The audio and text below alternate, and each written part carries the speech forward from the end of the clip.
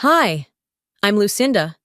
At my sister's wedding, my parents smiled, raised their glasses, then hit me and threw me out when I refused to give her my $650,000 home. But that moment, that wasn't the worst of it. It was the years before, the silence they expected, the money they took without asking, the way they called it family when it was really theft with a ribbon on top. What kind of family plans your betrayal like a celebration? You ever been the one no one expected to fight back? Until you did? It started with a text. 5 plain words from my mother. Dinner this Saturday, just us. Important. No emojis. No punctuation beyond the period that felt more like a full stop than a sentence. I stared at it longer than I needed to. These just us dinners weren't about catching up or celebrating anything. They were setups. Always had been.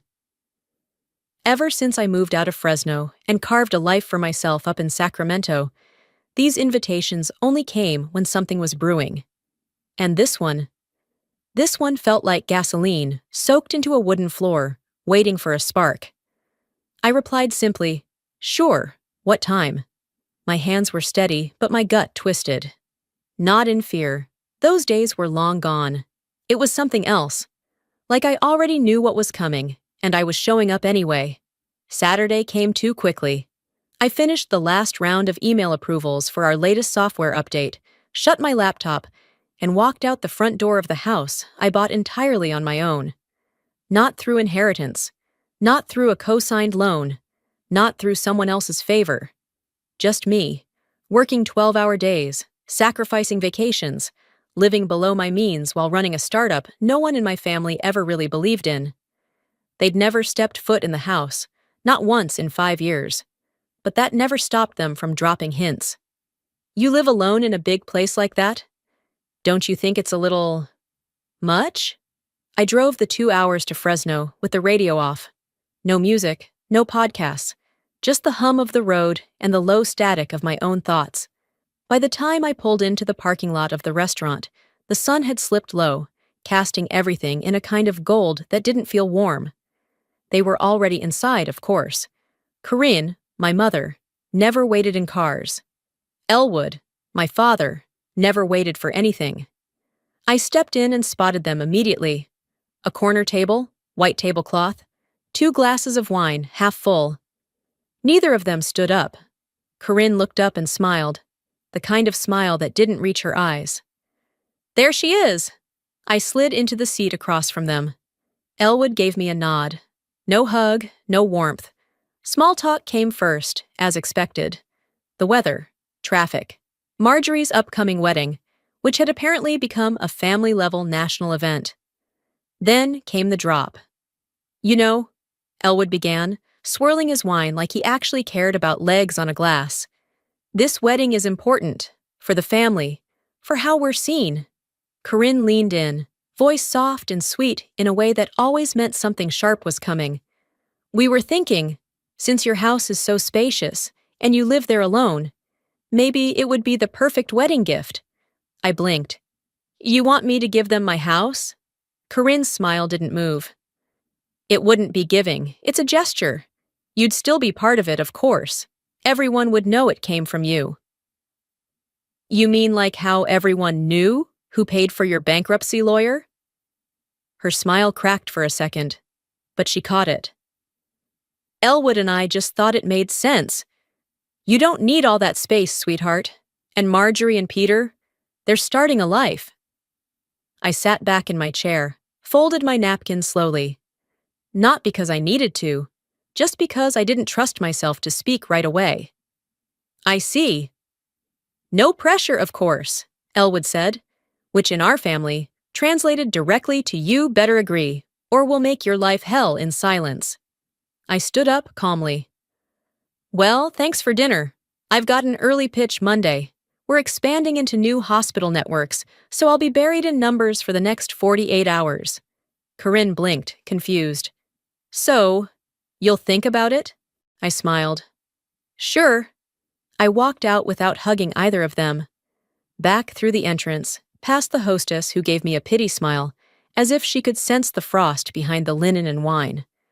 Outside, the parking lot was mostly empty.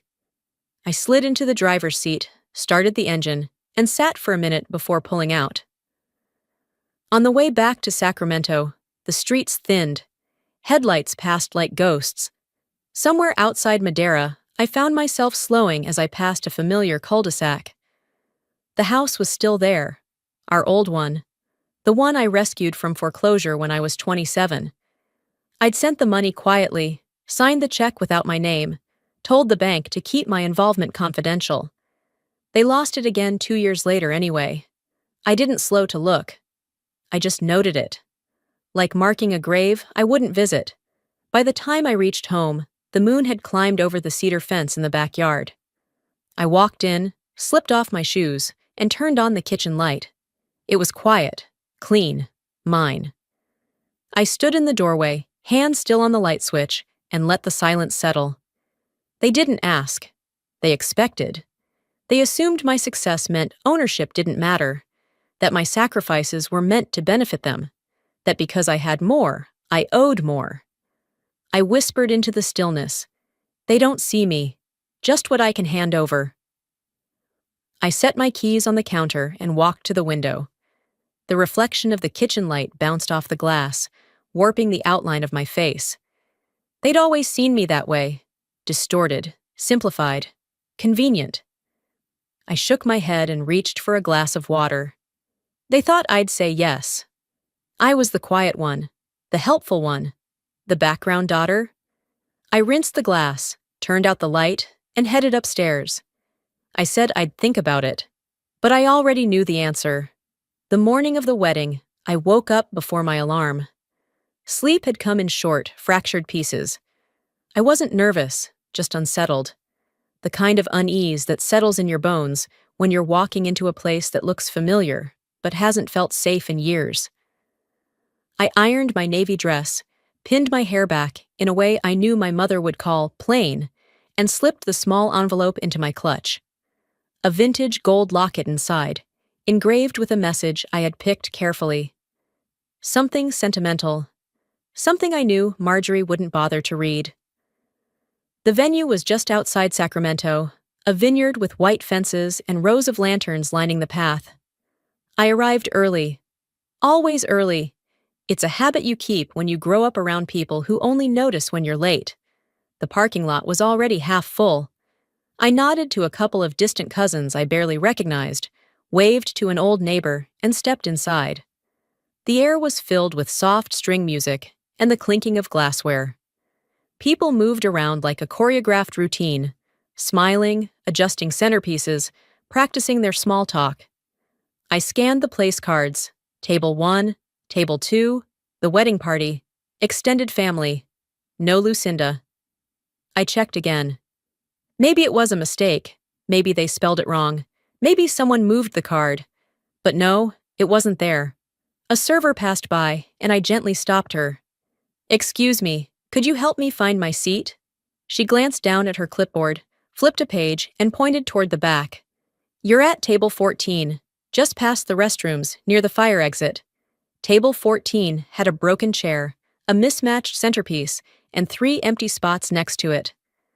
I sat down anyway, adjusted my dress, smoothed the fabric like it might matter to someone. It didn't.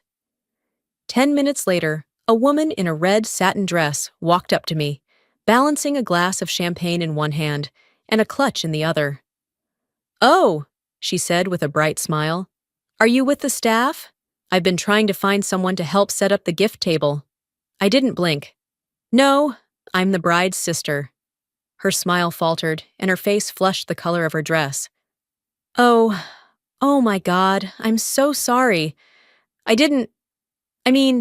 You're just—" "It's fine," I said, even though it wasn't. She backed away quickly, mumbling something about needing to find her seat. I watched her go, then looked down at the envelope in my lap. I held it for a moment, thumb tracing the edge, then stood up and walked it to the gift table myself. Nobody noticed. Nobody stopped me. I placed it gently on the pile of glittering boxes and ribboned bags, next to something that looked like it belonged in a Tiffany catalog. Mine looked small, quiet, like me, As I turned to head back to my table, a flash went off. Marjorie had arrived. She stepped out of a black sedan in a white dress that shimmered like glass under the sun. Photographers surrounded her, and Mom and Dad flanked her sides like royal guards. All beaming, all posed. I stood in the doorway and watched. I didn't wave, didn't smile. I just watched. And somewhere in the haze of camera shutters and applause, my mind pulled up a memory I hadn't invited. I was 12. My birthday was coming up. We'd planned a small party, balloons, pizza, nothing fancy. But that morning, Marjorie had a sore throat, a low-grade fever. So the party was canceled. No cake, no cards, just silence and the smell of Lysol. At 15, they forgot my birthday entirely. I reminded them 2 days later. Mom said, "Oh, honey, it's been a crazy week." I never reminded them again. Back in the reception hall, people were making toasts. A few guests mentioned the gorgeous new home Marjorie and Peter would be starting their life in. "It's such a blessing," one woman said. "So generous of the family," another nodded. "I heard it was a group gift. From the parents, maybe?" I didn't say a word, just kept walking. My table was still half empty. Nobody asked about the house. Nobody looked at me when they spoke about it. I could have been wallpaper, or furniture, or one of the servers they mistook me for. I sat back down, poured myself a glass of water, and listened to the laughter echo across the room. You can take being forgotten. You can endure being the extra place setting, the name they misspell, the seat next to the kitchen door. But when people start writing you out of your own life, when they assign your worth to someone else's storyline, it stops being forgetfulness. It becomes erasure. And in that moment, I realized something cold and clean. They weren't erasing me. They were rewriting me. I didn't sleep that night. After the reception, I drove straight home, hands stiff on the wheel, the envelope I had brought still tucked in my clutch. I hadn't eaten. I hadn't said goodbye. No one noticed. By the time I reached the driveway, it was nearly midnight. I turned off the engine and sat in the dark, staring at the porch light I'd left on. The house, my house, stood as solid and silent as I had been that entire day. But something inside me was cracking. My head throbbed. Not the kind of dull pressure you fix with a glass of water and a lie down. It was sharp, rhythmic, an alarm bell going off inside my skull. I made it to the kitchen, grabbed the counter for balance, and the room started to sway. The next thing I remember was the flash of paramedic lights painting my ceiling red. I woke up in a white room with beeping machines and fluorescent lighting, too bright for human comfort. The nurse taking my vitals was older, gray at the temples, eyes soft but wary. "You gave us a scare," she said gently. "You came in with a severe migraine. Dehydration, too." I nodded weakly, voice hoarse. "How long was I out?" "Just a few hours." She adjusted the IV in my arm, then paused, her eyes narrowing slightly. "Wait, Lucinda Rowan?" Something shifted in her expression. "I remember you. Years ago, you were about 9. Came in with a hairline fracture, said you fell off a step stool, but—" She trailed off, and I could see her chewing the inside of her cheek. "We weren't sure. About the story, I mean." My throat tightened. "I remember," I said. "I was told not to make a fuss." She exhaled. "I'm sorry we couldn't do more. You were quiet. Too quiet." I didn't answer. What could I say? That silence was my specialty? That I learned early how not to need anyone? By morning, they discharged me with a warning to rest and hydrate. I signed the release form, walked back to my car, and sat in the driver's seat as the sun broke over the trees. On the way home, I took a detour to a storage unit I hadn't opened in 3 years. I found the box in the far back, labeled Records, half covered in dust. Inside was a file folder with hospital paperwork from 2002. The ER intake sheet was still there. I scanned it, flipping past the signature my mother had scribbled on my behalf. Under the incident notes section, in red ink, "Suspected domestic situation. Inconsistent injury report. No further inquiry." My hand trembled slightly as I took a photo of the page. Then another, then all of it. I slid the entire folder into a new envelope I kept in my desk drawer, labeled Legal in Emergency Use Only. They thought I wouldn't keep anything. They thought I'd forget. But I did remember, and I had receipts. Back upstairs, I sat on the edge of my bed, letting the room settle around me. I could hear the hum of the HVAC system, the faint rustle of tree branches against the window. And then, my phone buzzed. A fraud alert. New account opened under my name. Credit card ending in 62132. Balance, 18,049. 13s. I stared at the notification for a long time, then opened the bank app. The card was being used for event services, venue deposits, catering, even a balloon arch rental. I recognized the business name. It was the wedding planner Marjorie had tagged on Instagram weeks ago. I'd scrolled past it, not thinking much. Just another curated post in a gallery of staged joy. I called the fraud department. "Yes, I'd like to report unauthorized activity," I said. The rep was helpful, courteous. He sent me the scanned application form they had on file. It was my name, my birth date, my social security number, but the handwriting wasn't mine. I knew that loop in the capital L, the way the M dipped too low. I'd seen it 1,000 times, on permission slips, on birthday cards she never signed with love. Just Mom. Corinne. She didn't just use me, she impersonated me, and I wasn't going to let her hide behind a smile this time. I walked to my office, turned on the lamp, and opened my laptop. I hadn't spoken to Silas in nearly 2 years, but I knew his inbox was still the same. He was one of the few people who knew the full scope of my family's ability to pretend and manipulate. He used to joke that my childhood sounded like a courtroom drama that never made it to trial. Subject line: Family financial misconduct. Urgent review. I attached the credit report, the photos from the storage file, the card application with Corinne's handwriting. And finally, I added a note in the body of the email. Silas, I need your help. I'm not looking for a fight, but I'm no longer willing to lie down and take it. They crossed a line, and this time, I'm drawing one of my own. I hovered over the send button, then clicked. It didn't feel like revenge. It felt like reclamation. My mother forged my name. Now I'll sign theirs, on a court summons. I didn't wait for a response from Silas. The email was enough to put the wheels in motion. For now, I needed to stay ahead, not just emotionally, but tactically. This wasn't about vengeance. It was about leverage. And if they had taught me anything, it was how to hold my tongue until I had the upper hand. The next morning, after 3 cups of bitter coffee and 1 burned slice of toast I didn't eat, I drove across town to the county records office. I didn't tell anyone I was going. Didn't need to. The building hadn't changed much since the last time I was there. Beige walls, flickering ceiling lights, and a front desk with a plastic divider that smelled faintly of old toner. I filled out the request form, slid my ID through the opening, and waited. The clerk, a woman probably in her late 50s, looked up at me after typing something into her system. "You're requesting sealed medical documentation?" she asked.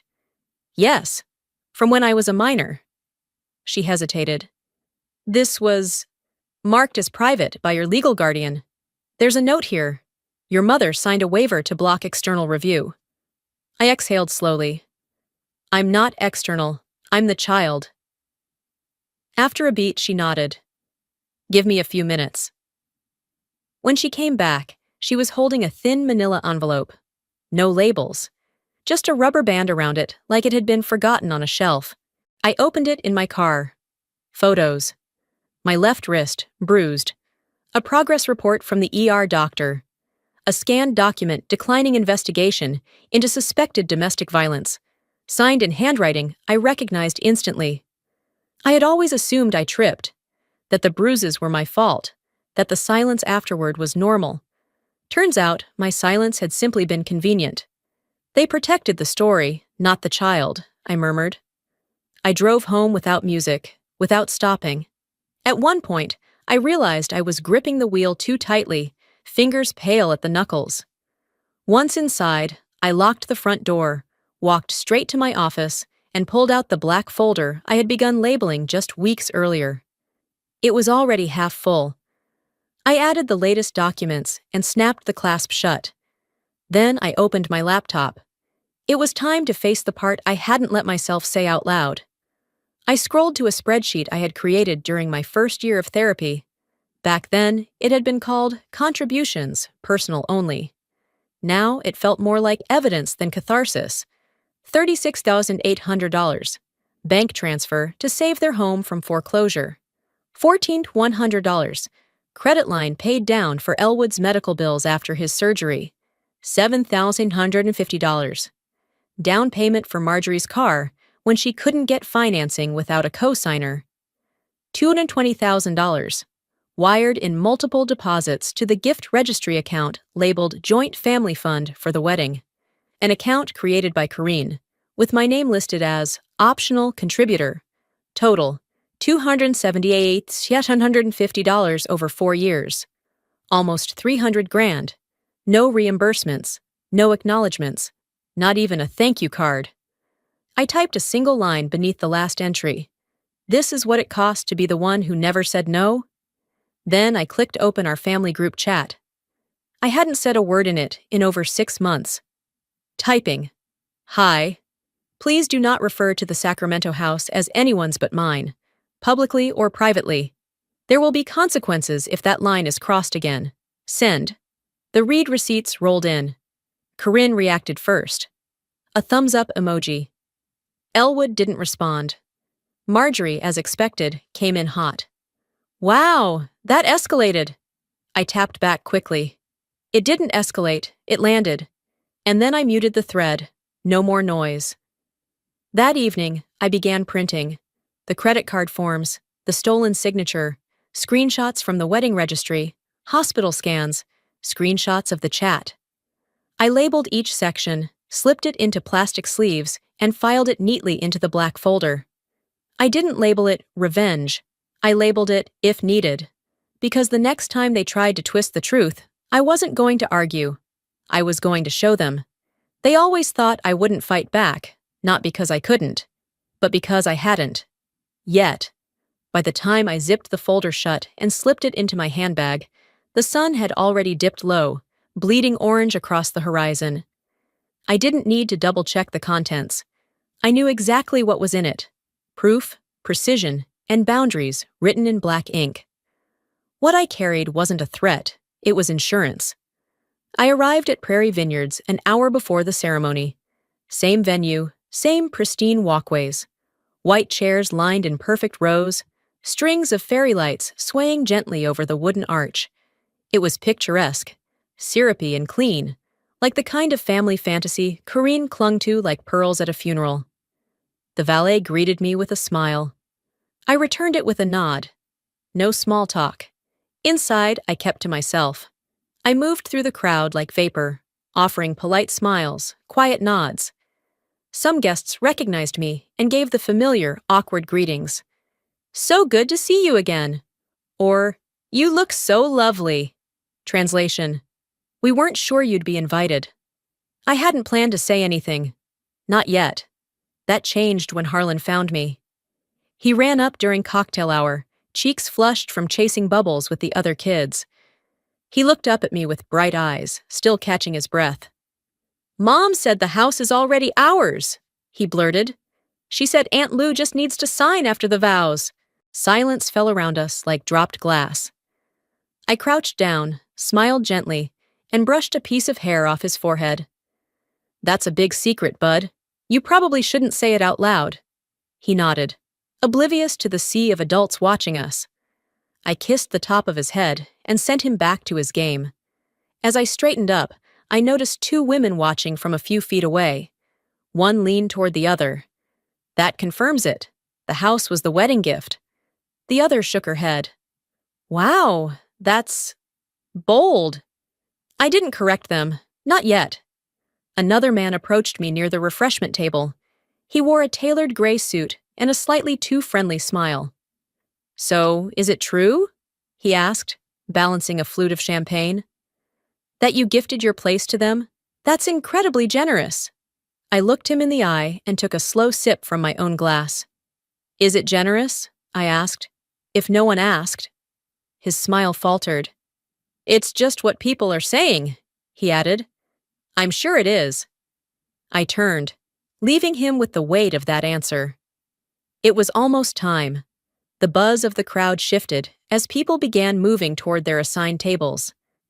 I waited near the gift table, still holding my clutch. Then I pulled the envelope out.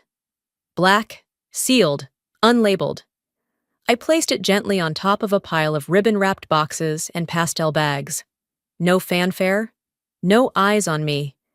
Just one simple movement, like setting down a stone. Inside were photocopies of everything: the wedding planner charges on the stolen credit card, the registry screenshots, the forged signature. Attached to the front was a single page. This is not a gift, it is theft. Across the room, I met Marjorie's gaze. She was mid-laugh, hand on Peter's arm, glass in the other. Her smile faltered for just a second. Just long enough. I didn't blink, she didn't either. But she knew. And so did a few others who had overheard Harlan. Whispers were already starting to loop through the crowd like smoke. My name was on lips again, not in praise, not in blame, but in curiosity. Let them wonder. I walked to my seat and sat without adjusting my dress. My pulse was calm, my back straight. If they wanted a scene, I would give them one. But it wouldn't be loud, it would be permanent. I didn't move from my seat as the crowd shifted toward the reception tent. The sunlight had softened by then, draping everything in gold that made the vineyard look like a postcard, if you squinted past the rot beneath it. A man tapped the mic near the head table, clearing his throat to quiet the clinking of forks and murmured gossip. The MC. He welcomed everyone, made a few harmless jokes, and then said the words that triggered something tight in my chest. We'd now like to invite family members to share a few words about the couple. Corinne stood up immediately. She walked to the microphone with the elegance of someone born to perform. Her voice was syrupy, calculated. This day, she began, wouldn't have been possible without the support of our whole family. And most importantly, Lucinda. She smiled directly at me. My daughter. Her generosity made this dream real. We are so grateful. Applause? Some polite, some confused. I stood slowly. I didn't look at anyone in particular. My heart was steady. My heels clicked softly on the wooden floor as I crossed the room, each step a quiet refusal. I reached the mic. Corinne had already sat back down, dabbing her lips with a napkin as if nothing she said was incendiary. I took a breath, then spoke, calm and precise. I appreciate you all being here, because some truths deserve an audience. Chairs shifted. Glasses paused midair. The house at 3025 Deer Trail Drive, I continued, is not a gift. It was never discussed. It belongs to me. It was earned, not inherited, not bestowed, and certainly not offered as a wedding favor. Whispers started. I didn't flinch. I have documentation, I said, of fraudulent charges, financial coercion, and misuse of identity, my identity. It's all in the black envelope on the gift table. I looked toward Corinne, then to Elwood, then to Marjorie. No one here is entitled to rewrite my life for convenience, and I'm done letting silence be mistaken for compliance. There was no shouting, no trembling in my voice, just steel, just the kind of clarity that cuts deeper than any insult ever could. The room didn't breathe. Then a chair scraped. I turned. Elwood. He was walking toward me, jaw tight, fists clenched. Enough, he said under his breath, though everyone could hear him. You've said your piece. He didn't stop. There was a half-filled champagne glass on the table next to him. He grabbed it, and before I could step back, he swung it. The rim of the glass struck my forehead, hard. A sharp, hot bloom of pain exploded across my face. The sound it made was worse than the pain. A wet crack, followed by gasps. Then silence. I touched my head and felt something warm trickling down the side of my cheek. Blood. My vision blurred, but I stayed standing. Corinne shot up from her seat, face contorted in something that wasn't shame or concern. It was fury. "You had to do this here?" she shouted. "After everything we've done for you, you are not part of this family anymore." The room split in two, some guests frozen in shock, others already backing away, eyes wide. A server rushed forward with a folded cloth. Someone yelled for a doctor. I took the towel without a word. I pressed it against my head, holding it gently as I turned to face the crowd. "This was never a wedding," I said. "It was a performance, and now the curtain's down." I walked out. No one followed. The path outside was lined with rose petals. They stuck to my shoes as I stepped over them, blood dripping quietly onto the white gravel. The paramedics passed me as they arrived, but I waved them off. "I'm all right," I told one of them, just not surprised. I reached the parking lot, unlocked my car, and sat down without starting the engine. For a moment, I stared at my own reflection in the rearview mirror. There was blood. Yes, but there was also something else. Freedom. I wasn't just kicked out of a wedding, I was expelled from a lie. I didn't cry. I didn't shake. I didn't even bleed that long. Back home, I cleaned the wound with surgical precision. A butterfly bandage closed the gash just above my brow. It would scar, but not enough to be visible unless someone was looking for it, and most people never look that closely. The next morning, I woke up with my inbox already flooded. Not from friends, not from family, from strangers. A clip of the champagne glass striking my head had gone viral. One of the guests had posted it before the reception even ended. No caption, just, "Weddings bring out the worst." But that wasn't the headline that made me sit up straight. It was a familiar face on the screen, Marjorie, sitting on a plush cream couch across from a polished morning host. She looked radiant, not a scratch on her. "She's always had trouble letting go," Marjorie told the host, folding her hands carefully in her lap. "We tried to be there for her, but resentment can rot everything from the inside. We thought she was getting help." The host leaned in, feigning concern. "So you're saying this wasn't a one-time outburst?" "Oh no," Marjorie said, her voice hushed. "There's history, emotional instability, a pattern of jealousy." I muted the video. I didn't need to hear more. They were doing it again, rewriting me. This time for public consumption. Comments were already pouring in. "She ruined her sister's wedding." Classic bitter sibling energy. "Entitled much." Imagine pulling this kind of stunt on someone's big day. I set the phone down, walked into the kitchen, and brewed coffee without looking at the counter. My hands moved on autopilot, but my mind was razor-focused. I opened my laptop, logged into the secure server Silas had set up. The folder was already updated. Case. Vexley. I clicked open the video file first. Guest footage of the glass hitting me. Clear, angled, time-stamped. Then the screenshot of the credit application. Corinne's handwriting. My name. The forged signature circled. Tax documents followed. Gift taxes never filed. Wire transfers falsely categorized as family restructuring contributions. Silas called just as I was reviewing the defamation clause of the filing draft.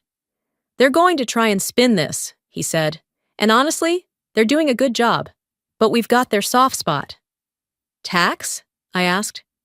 "Tax, fraud, forgery, identity misuse, emotional abuse.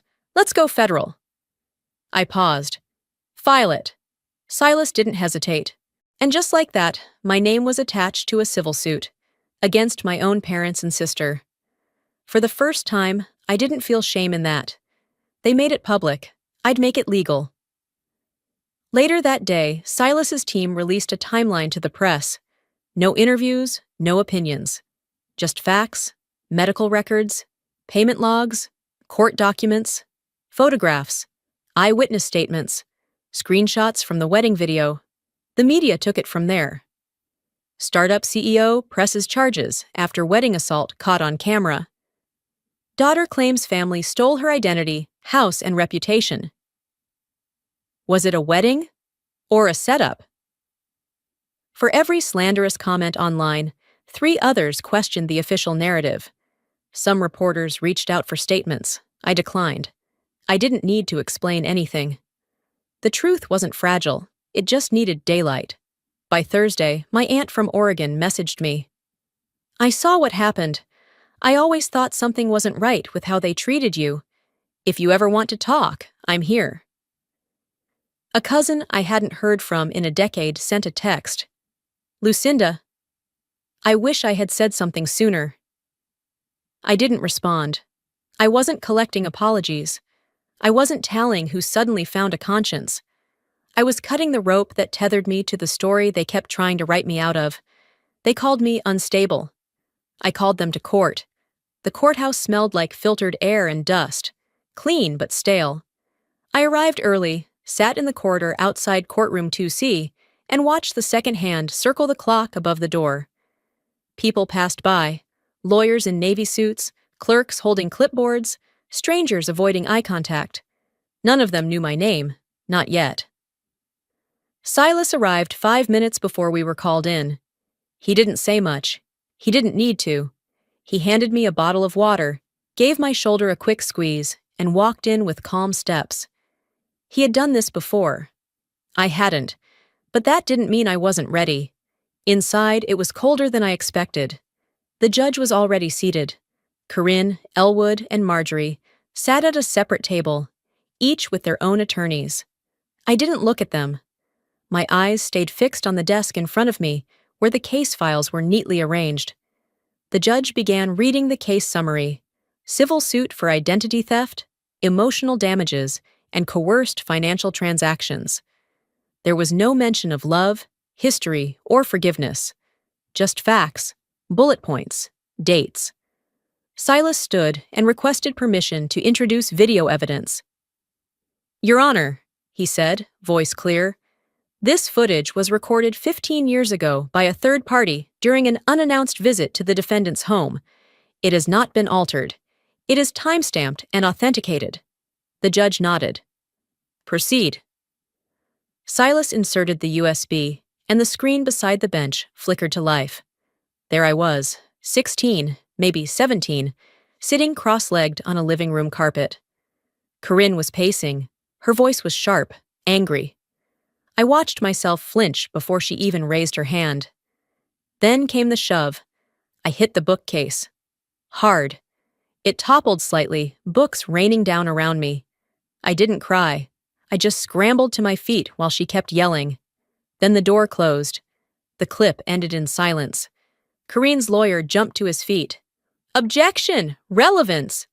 "Overruled," the judge said without looking up. No one in the courtroom moved. Not even Marjorie. Silas didn't speak immediately. He let the silence stretch long enough to make the air feel thick. Then he continued. "This incident matches the injuries documented in the 2002 ER report. The defendant, Corinne Vexley, claimed at the time that the injuries were the result of an accidental fall. The hospital flagged it as inconsistent." The judge finally looked at me. "Ms. Rowan, would you like to make a statement?" I stood. My voice didn't shake. "I stayed quiet because I thought it would protect something, our family, our name, our reputation. But silence didn't protect me. It protected the people who hurt me. What they did wasn't a misunderstanding. It was a pattern, a choice, repeated, calculated, and concealed." That was all I said. The judge nodded once. "We'll break for 20 minutes before delivering the verdict." When I stepped into the hallway, I could feel the heat rise in my face. Not from shame, but release. Like something long lodged in my chest had been exhaled. 20 minutes later, we were called back in. The judge's voice was even. "In the matter of Rowan versus Vexley, this court finds the defendants Corinne and Elwood Vexley liable for civil assault and emotional damages. The court also finds the plaintiff's evidence regarding identity theft and coercion credible, and orders restitution to be paid. The defendant, Marjorie Vexley, is not found criminally liable, but is determined to have been complicit in coercive financial manipulation and defamation." The gavel fell once. That was it. Outside, reporters lined the steps. I didn't stop for photos. I didn't make a statement. I left through the side exit and kept walking until the street noise faded into the background. A week later, I sat across from Silas again. Not in court this time, but in a quiet notary office 2 blocks from my apartment. "You sure?" he asked, pen in hand. I nodded. "Completely." He turned the document toward me. It wasn't just about restitution. It was more than damages. It was emancipation. I signed a legal petition to sever familial responsibility in all state records. I requested my legal name be modified to reflect sole personal authority over assets. I blocked all inheritance claims from the 3 of them. I gave them nothing, no piece of me, no tie to chase later, no claim to undo what I had rebuilt. Silas didn't say anything as he gathered the papers. He didn't have to. I stood, shook his hand, and left without looking back. Some names you inherit, others you reclaim. The papers were signed, the ink dried. Legally, it was done. But healing is quieter than that. It doesn't come with a gavel or a notarized stamp. It comes slowly, sometimes in silence, sometimes in the rhythm of ordinary days, where no one calls to demand a piece of you. 6 months later, I stood in the middle of an empty living room in Monterey Bay. Boxes were stacked neatly against the wall. The keys to my Sacramento home had been handed over the week before. I didn't cry when I locked the door for the last time. There was nothing left inside to miss. The rental was smaller, modest, some might say. But it had windows facing the sea and a tiny garden out back with wild lavender I could smell through the open kitchen window. No family portraits, no heirlooms, just books, fresh linens, and space that felt untouched by expectation. I spent the first morning unpacking what little I brought: clothes, records, a single framed photo of me at 17, laughing with a friend whose name I could no longer recall. The picture wasn't about memory. It was proof that I'd once been joyful without an audience. In the evenings, I'd walk along the cliffs barefoot, letting the tide edge up toward my ankles, the air sharp with salt and fog. I didn't check the news. I didn't answer unknown numbers. I let the rest of the world shrink. One Thursday, I opened my laptop and found a draft I'd written months ago, a letter to Corinne that I never sent. It began, "Dear Mom, I used to ask myself why I wasn't enough. Then I started asking what made her more. And now, I don't ask anything at all." I hovered over the delete button for a few seconds, then clicked. It didn't feel like erasing something. It felt like closing a window that no longer looked out onto anything worth watching. Later that week, I stopped by the local community center. I'd seen a flyer for a mentorship program. They needed volunteers to help high school students navigate college applications. It was a Tuesday evening when I first attended. I kept to the back, listening more than speaking. One girl, maybe 16, spoke about being overlooked in her family. She said, "I could win an award, and my brother could sneeze, and they'd praise him louder." Everyone laughed, but her eyes didn't. Afterward, I found her by the water cooler. "You mentioned something about a scholarship deadline," I said. "If you want help with that application, I've got time." She blinked like she didn't believe me. "Why?" "Because someone should," I answered. She paused, then whispered, "You're the first adult who believed me without asking me to prove anything." I smiled but said nothing. I didn't need to fill the space with explanation. Some truths don't need volume to be valid. That night, I walked home with a warmth I hadn't felt in a long time. Not triumph, not vindication, just the kind of quiet that doesn't ache. Weeks passed. The seasons turned again. I still got letters from attorneys. Corinne's lawyer tried to negotiate inheritance terms. Marjorie's PR team issued a statement that blurred facts into sentiment. I didn't respond. They could spin their stories however they wanted, but they couldn't use my silence to write the ending anymore. One evening, just before dusk, I walked down to the beach barefoot. The tide was retreating, and the sand was cool under my feet. The breeze tangled through my hair. And for the first time in years, I didn't feel the need to explain my absence from anything. No calls, no corrections, no just checking in texts I didn't ask for. I paused at the edge of the surf and closed my eyes. They wrote me out. So I wrote myself back in, as someone they could never erase again. Forgiveness is not freedom. Walking away is. Sometimes, walking away isn't weakness, it's wisdom. We're raised to believe that holding families together is a virtue, but no one teaches you what to do when you're the one being held hostage by their silence, their rewriting, their expectations. I didn't fight my family out of anger. I fought for myself because I finally believed I was worth defending. And if this story has shown you anything, I hope it's this. Being quiet doesn't mean you're powerless, and choosing peace over approval is one of the bravest things you can ever do. Maybe you've been the one holding the family together, too tired to speak, too loyal to walk away. Or maybe someone once tried to erase you from your own story. If that's you, I want you to know. You're not alone, and you're allowed to rewrite your ending. Let me ask you something from the heart. Have you ever been made to feel like a stranger in your own family? Or had to protect yourself from people who should have protected you?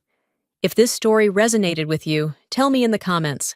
Drop a 1 if it hit home, or let me know where you're watching from.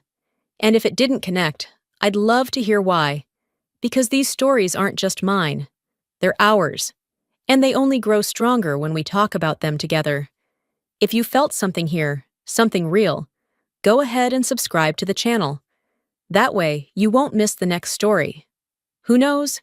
It might be the one you didn't know you needed. Until next time, Lucinda. I'm Callista. And let me tell you something.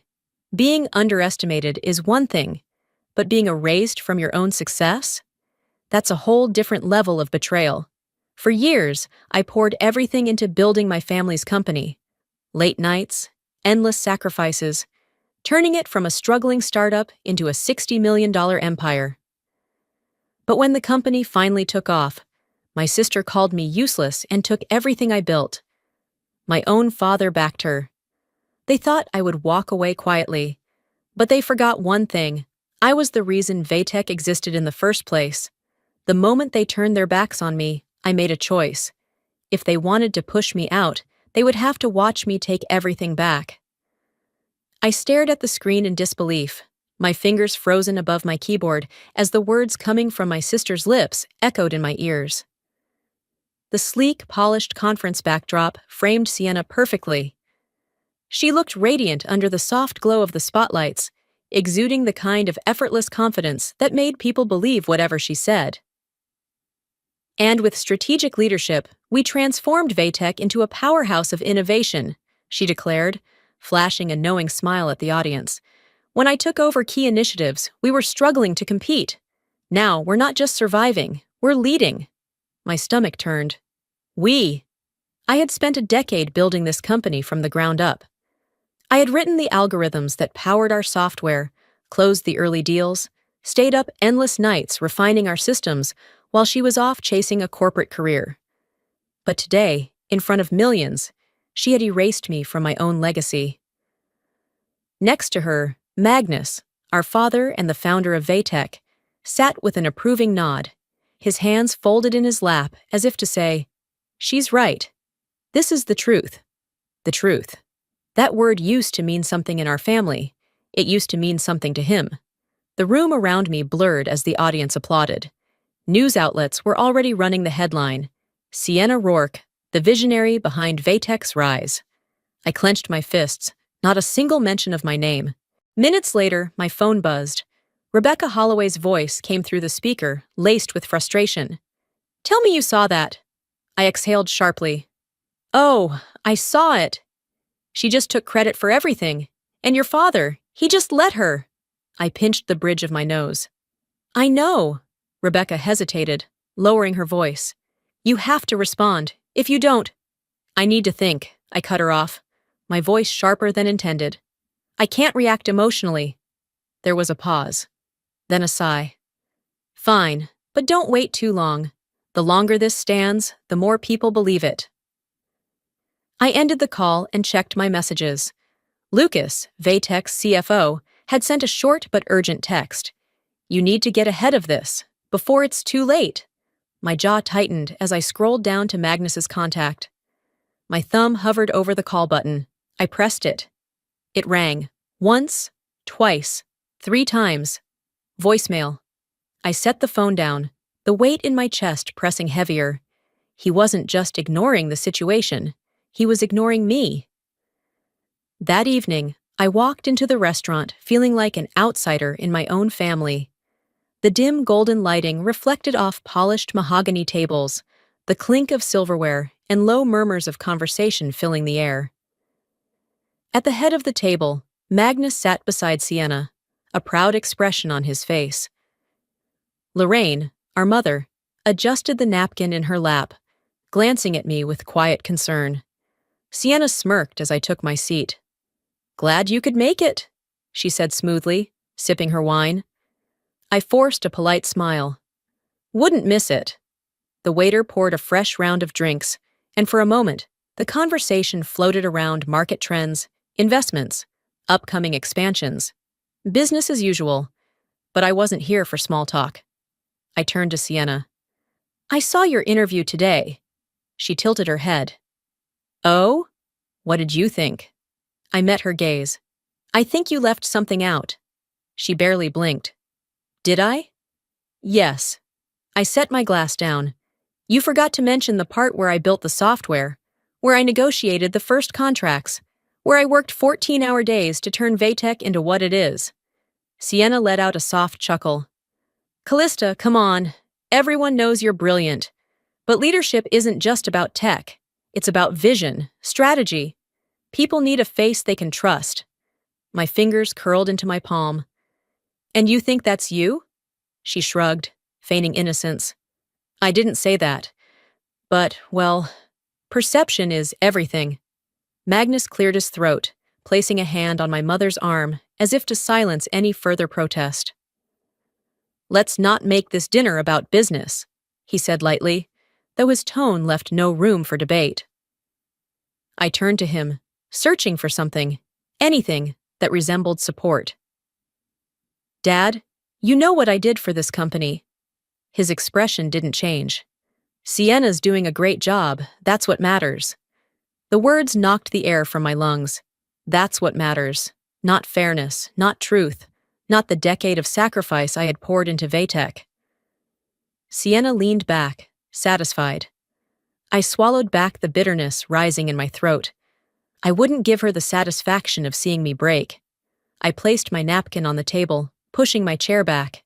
"You're right," I said, forcing my voice to stay even. "Let's not talk about business." I stood, ignoring the questioning look from my mother. "Leaving already?" Sienna mused, amusement laced in her voice. I shot her a cool look. "I have work to do." Then I turned and walked away, my head high, even as the weight of their betrayal settled like stone in my chest. That night, alone in my apartment, I sat at my desk, staring at the framed photograph on the bookshelf. It was from Vatek's early days, Magnus, Sienna, and me, standing in front of our first office space. I remembered how proud I'd been back then, how I had believed, naively, that family meant something in business. Now I knew better. I opened my laptop, pulling up Vatek's financial reports. This wasn't over, not by a long shot. The next morning, I walked into the office, ready to face whatever came next. The weight of last night's dinner still sat heavy on my chest, but I refused to let it slow me down. The sleek, glass-paneled lobby of Vatek hummed with activity. Employees bustled past, their conversations hushed, eyes flicking in my direction before quickly looking away. Something was off. I stepped toward the elevator, gripping my coffee cup a little tighter. My instincts had been sharpened over the years, and right now they were screaming at me that something was wrong. Before I could press the button, Rebecca appeared, her expression tense. "Callista!" One look at her face, and my stomach clenched. "There's an emergency board meeting happening right now." She hesitated before adding, "Without you." My grip tightened on the cup. "What?" She lowered her voice. "Sienna called it. No one told you?" No one had told me anything. I turned sharply, my heels clicking against the marble floor as I strode toward the executive wing. My pulse pounded in my ears. The walls of Vatek had never felt suffocating before, but now they closed in like a trap. I pushed through the heavy doors of the boardroom without knocking. The room fell silent. Sienna stood at the head of the long oak table, her manicured hands resting on polished wood. She was in control, fully in her element. Around her, the board members sat in stiff silence. Magnus was there too, his face unreadable. Sienna's lips curved into a knowing smile. "Callista, I was just about to call you in." I glanced at the papers on the table. It was already done. Whatever they had decided, whatever power move she had made, was already sealed in ink. I folded my arms, forcing my voice to stay even. "What's going on?" Sienna tilted her head. "Vatek has grown beyond its startup phase. We need a leader who understands business strategy at the highest level, someone with real corporate expertise." My pulse spiked. "And you think that's you?" Nathan Pierce, one of the board members, and apparently a man now fully in Sienna's pocket, cleared his throat. "The board has already voted, Callista. You're being transitioned out of leadership." The air left my lungs. I turned to my father. "Dad?" Magnus exhaled slowly, looking away. "Maybe this is for the best, Callista." There it was. The final blow. I had spent years building this company. I had sacrificed everything, my time, my relationships, my sanity, to bring Vatek to where it was. And now, with a few well-timed moves, Sienna had taken it all. I forced myself to straighten. I wouldn't let them see me break. What exactly is my position now? Sienna leaned back, her voice dripping with feigned sympathy. "You can stay on as a senior consultant. Your technical skills are still valuable, just not in leadership." My nails dug into my palm. Not in leadership. The humiliation settled deep. It wasn't just about the title. It was about being erased. Again. I glanced around the table. Some of them looked uncomfortable. Others, like Nathan, were smug. But no one spoke for me. Fine. I turned on my heel and walked out without another word. Back in my office, I closed the door behind me, breathing heavily. Rebecca and Lucas entered a moment later. Their eyes were filled with concern. Lucas was the first to speak. "Are you okay?" I wasn't. But I wouldn't say that. I let out a slow breath. "Pack up my things." Rebecca's eyes widened. "Callista, you don't have to—" "I'm not giving Sienna the satisfaction of dragging this out." They hesitated, then nodded. As I gathered the last of my personal belongings, I turned one final time to look at the view from my office window. Seattle's skyline stretched out before me, the city alive and thriving. They thought they had won. They thought I was finished. But as I gripped the steering wheel of my car, my mind was already racing. If they thought I was done, they were dead wrong. The invitation arrived that evening, a heavy, cream-colored envelope embossed with gold lettering. It was for Magnus's 70th birthday, a lavish event hosted at one of Seattle's most exclusive hotels. And of course, it was orchestrated by none other than Sienna. Rebecca leaned against my kitchen counter, skimming the details with a scoff. "You know exactly what this is." I tossed the envelope onto the table. "Yeah, a spectacle." "She's setting you up," Rebecca warned. "This isn't about Magnus. It's about making you irrelevant in front of every important person in the city." I knew she was right. Skipping it would be easy, but walking away would be giving her exactly what she wanted, and I refused to do that. I picked up the invitation again, running my fingers over the embossed seal. "I'm going!" Rebecca exhaled in frustration. "Callista, I won't cause a scene, but I won't let her erase me either." She shook her head, muttering, "I hope you know what you're doing." I didn't, but I'd figure it out. The ballroom shimmered with chandeliers, the air thick with expensive perfume and hushed conversations. Waiters in crisp black suits weaved through the crowd, carrying trays of champagne. Sienna was at the center of it all, laughing effortlessly, basking in the attention. Magnus stood beside her, surrounded by business executives and industry leaders. The room was filled with the kind of people who shaped companies with a handshake, who decided fates over a glass of bourbon. The moment I stepped inside, the whispers began. I walked through the crowd, chin high, shoulders squared, refusing to acknowledge the stolen glances and speculative murmurs.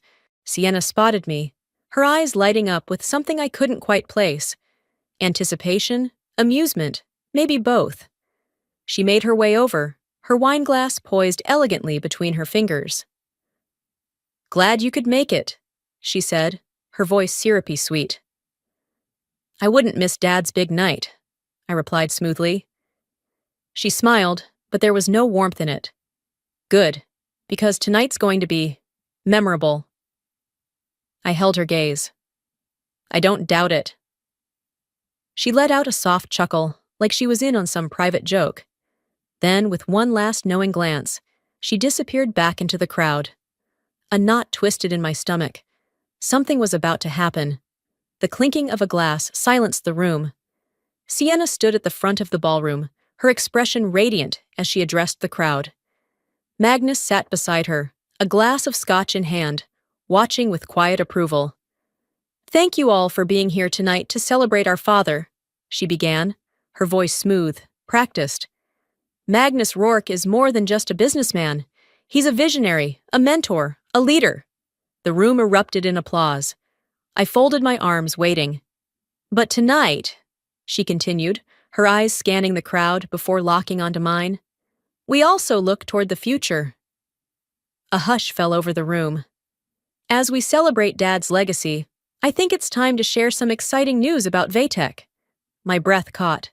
The company needs strong leadership, and as CEO, I am committed to carrying that vision forward without distraction. I felt the world tilt slightly. Sienna's gaze never left mine as she delivered the final blow. "Moving forward, I will be taking full executive control of Vatek as its sole leader." Gasps rippled through the crowd. I stood frozen as the cameras flashed, catching every stunned reaction, every whisper exchanged between guests. This wasn't just an announcement. It was a statement, a carefully crafted public execution of my role in the company. Magnus remained silent, his approval clear in the way he raised his glass.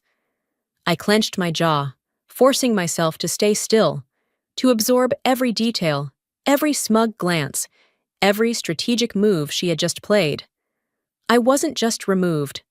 I was humiliated. And Sienna knew it. I felt her watching me, waiting for my reaction, waiting for me to lash out, to storm out in disgrace. Instead, I took a steady breath and walked forward. I reached Magnus's table, set a small wrapped gift in front of him, and leaned in close. "Happy birthday, Dad," I said quietly. "Hope you enjoy the empire you just handed to her." Then I turned and walked out. The murmurs swelled behind me, but I didn't look back, not once. I stepped into the cool night air, gripping my purse tightly as I made my way to my car. Sienna had won this round, but she wouldn't win the war.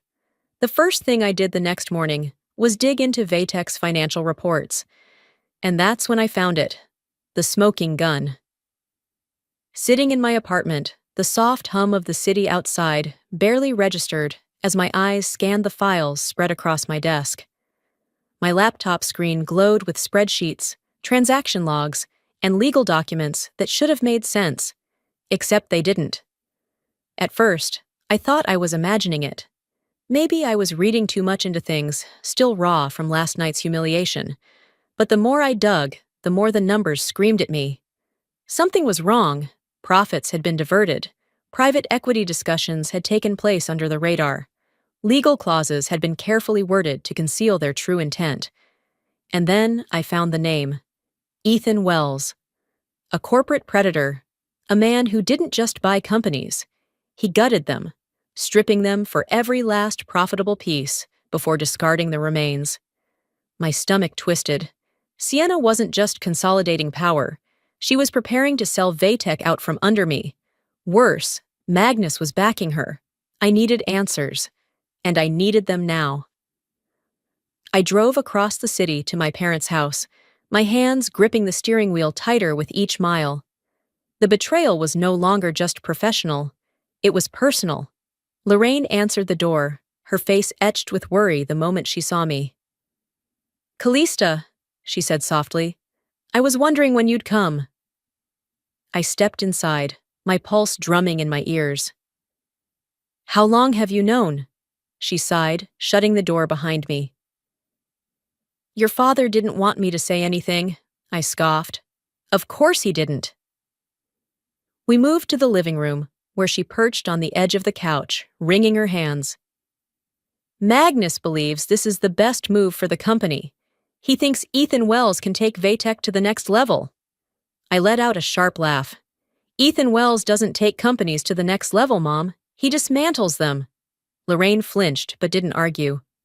I leaned forward, my voice tight. Did Dad even fight for me? Or did he just hand Sienna the keys and tell her to lock me out? She looked away, her silence answering the question. I sat back, exhaling slowly. "I can't let this happen." Lorraine's gaze snapped to mine. "Please don't make this a war, Callista. Your father believes he's doing the right thing." I shook my head. He's doing what's easy. There's a difference." Her lips pressed together, her eyes pleading. "You could start over, walk away from this and build something new." I stood. "This is mine. I already built it once, and I'll be damned if I let Sienna burn it to the ground." Lorraine didn't stop me as I left. She knew. There was no turning back now. That night, I met Lucas Carter in the shadowed corner of a quiet restaurant. He looked uneasy, glancing around as he slid into the booth across from me. "This isn't a good idea." I ignored his nerves. "The deal isn't finalized yet, is it?" He hesitated. But it will be soon." "How soon?" "A matter of days." A sharp pang of urgency shot through me. Lucas lowered his voice. "Ethan Wells has been circling for months. Sienna's been playing the long game, making sure everything lines up perfectly before closing the sale." I clenched my jaw. "She's selling Vatek like it's a used car." Lucas ran a hand through his hair. "I don't know what you're planning, Callista, but if you want to stop this, you need leverage. You need something bigger than just knowing the deal exists." I nodded. "Then I guess I'd better find it." I returned home just before midnight, exhaustion tugging at my limbs, but my mind refused to rest. I poured a drink, letting the ice clink against the glass as I stared out at the city skyline.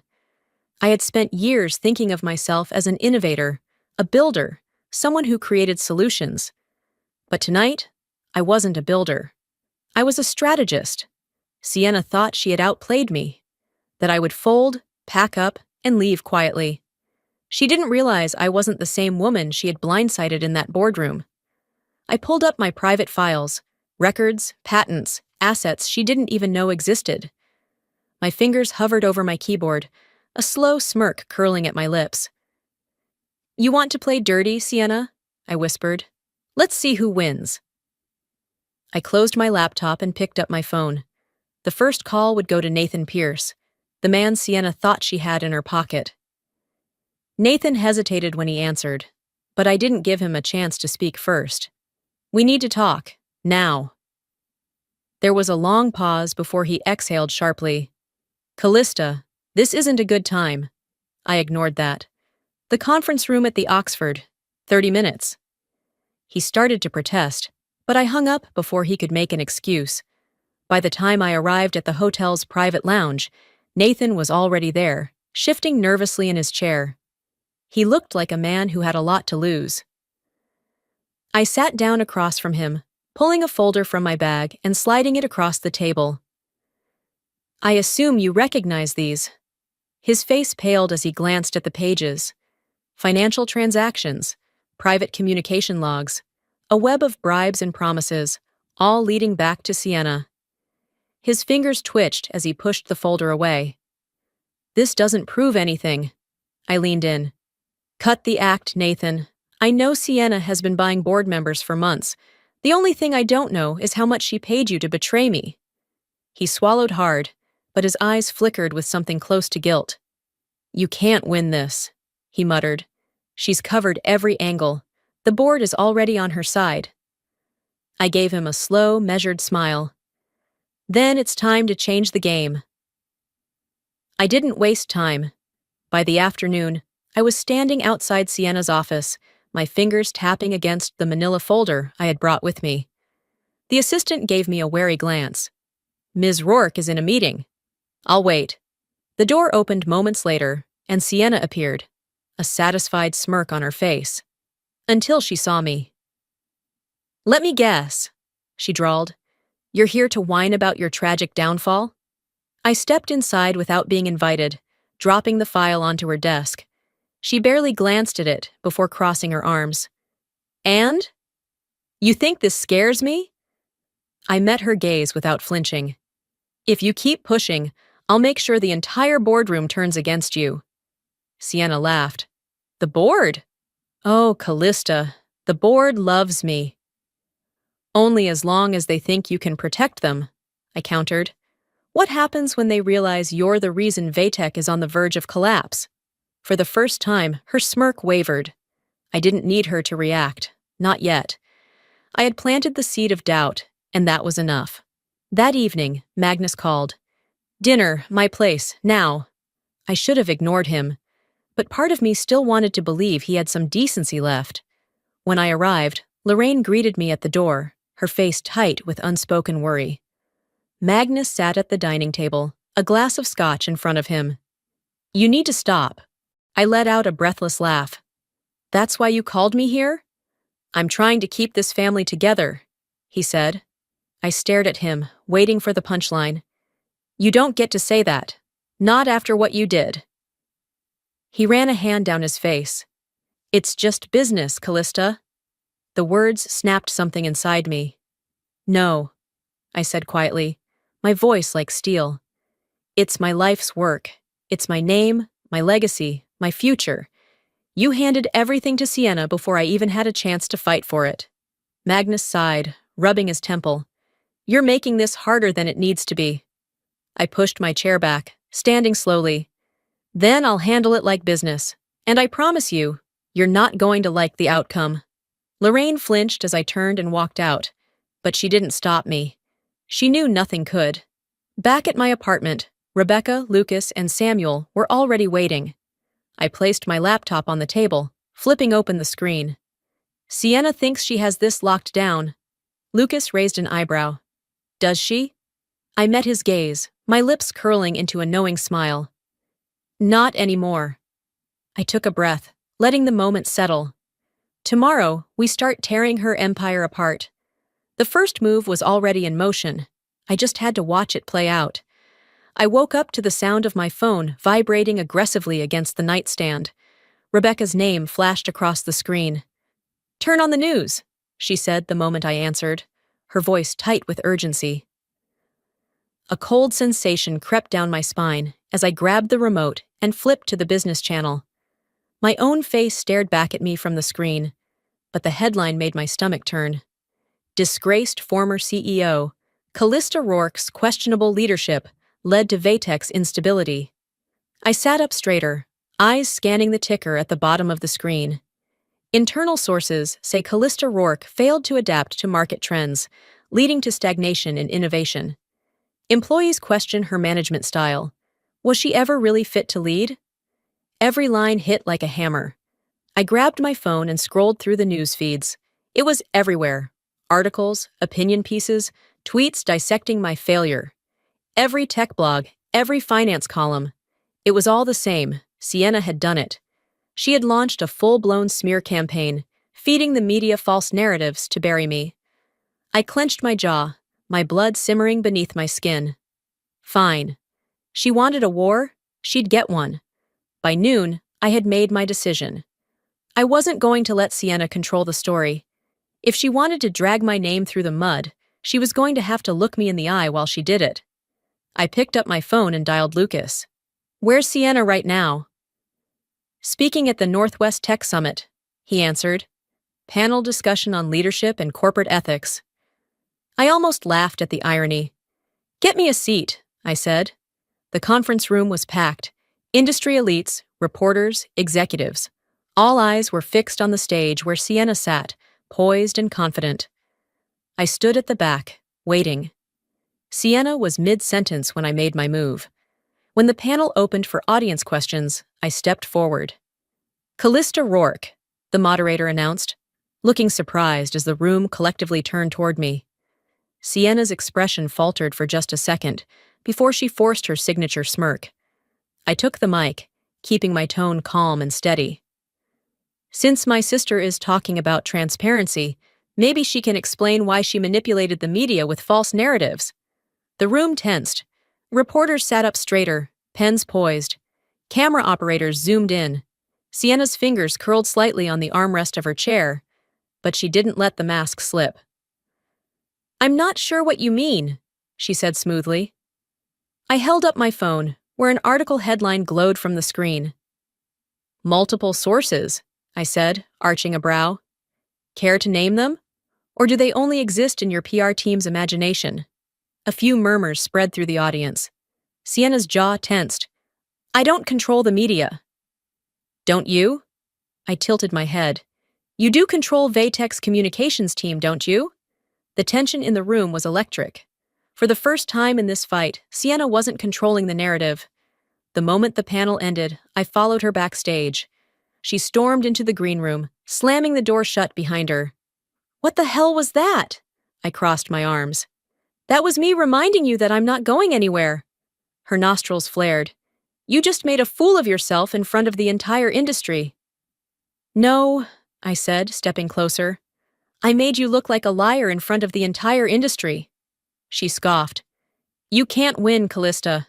No one cares about the truth. They care about the story that gets the most clicks. Then I'll give them a better story." Sienna's confidence wavered for half a second before she straightened her shoulders. "You should have stayed out of my way." "Or what?" I shot back. "You'll try to destroy me again?" The silence between us was razor sharp. Security stepped in before things could escalate further, ushering us to separate exits. I didn't care. I had done what I came to do.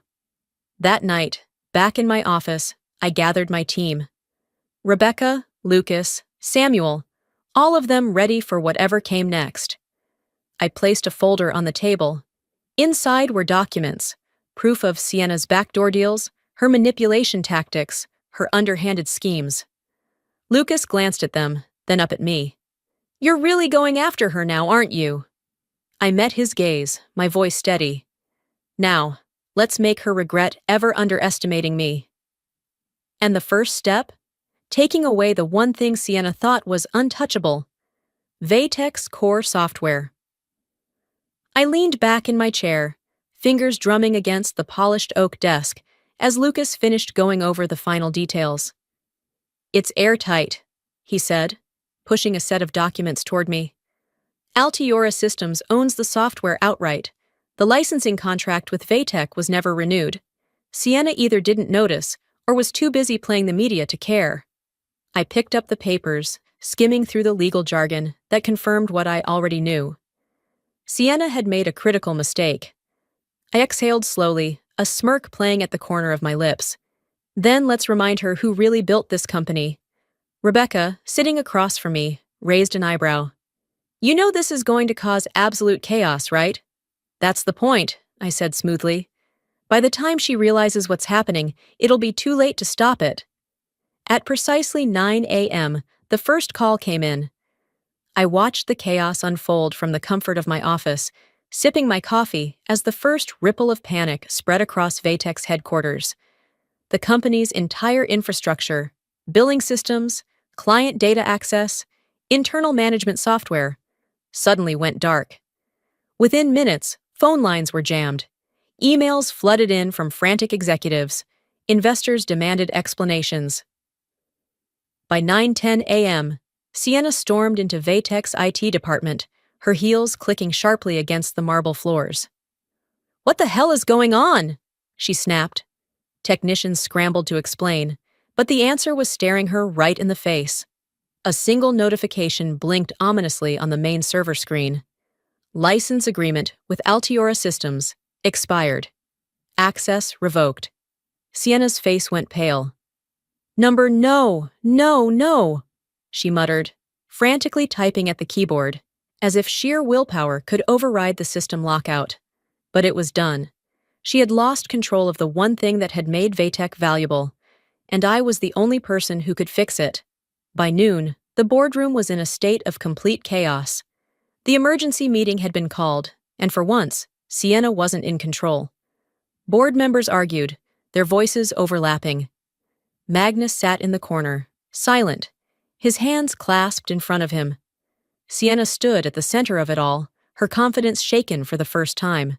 "We can fix this," she insisted, but the desperation in her voice was obvious. Nathan, the same man who had once dismissed me, turned to her sharply. "How? How do you fix this?" He gestured toward the report stacked in front of him. "Do you even realize what just happened? We've lost millions in revenue today alone." A heavy silence fell over the room. Then a board member spoke up. "Get Callista in here." Now I took my time.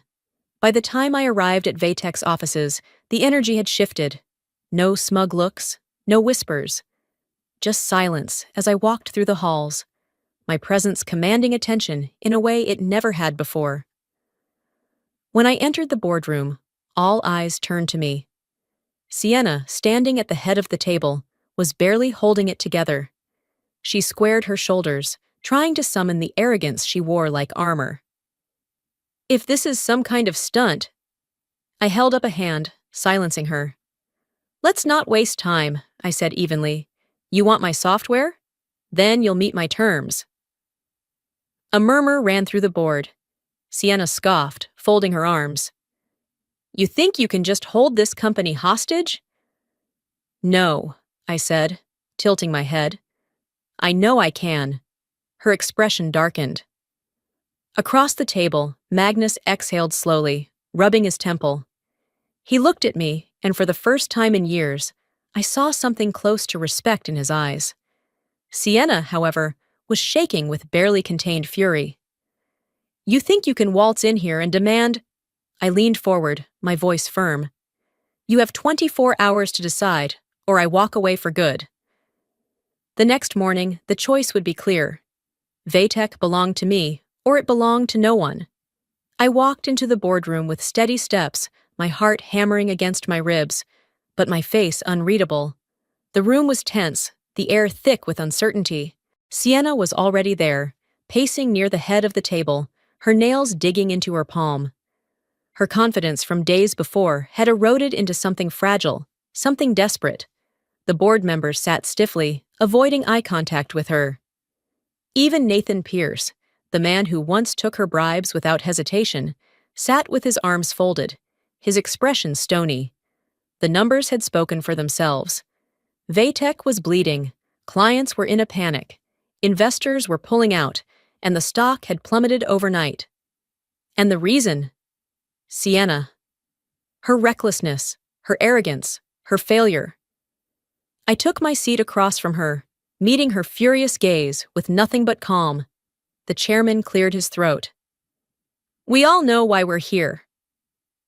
His voice was heavy, his words deliberate. "This company is on the verge of collapse, and we need to make a decision, now." Sienna sat up straighter, forcing a smile. "We can recover from this. I have a plan." Nathan cut her off, his voice sharp. "A plan? You mean the same kind of plan that got us into this mess?" He shook his head. "We need leadership that knows what they're doing.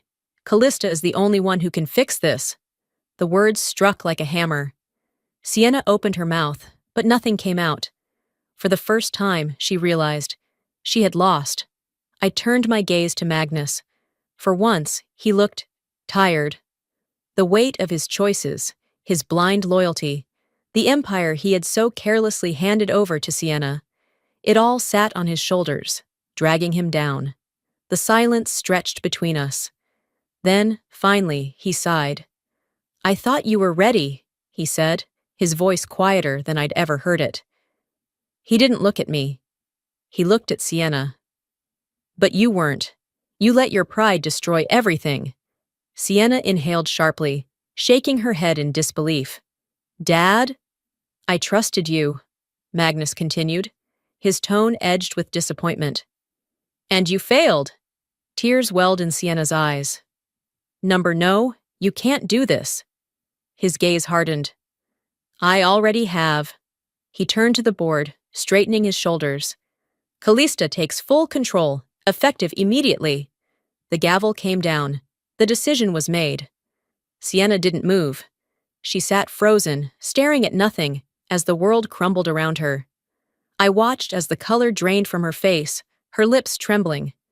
Then, suddenly, she shot up from her chair, her breath ragged. You ruined me! Before I could react, she lunged. Her nails scraped against my arm before security stepped in, grabbing her by the shoulders and pulling her back.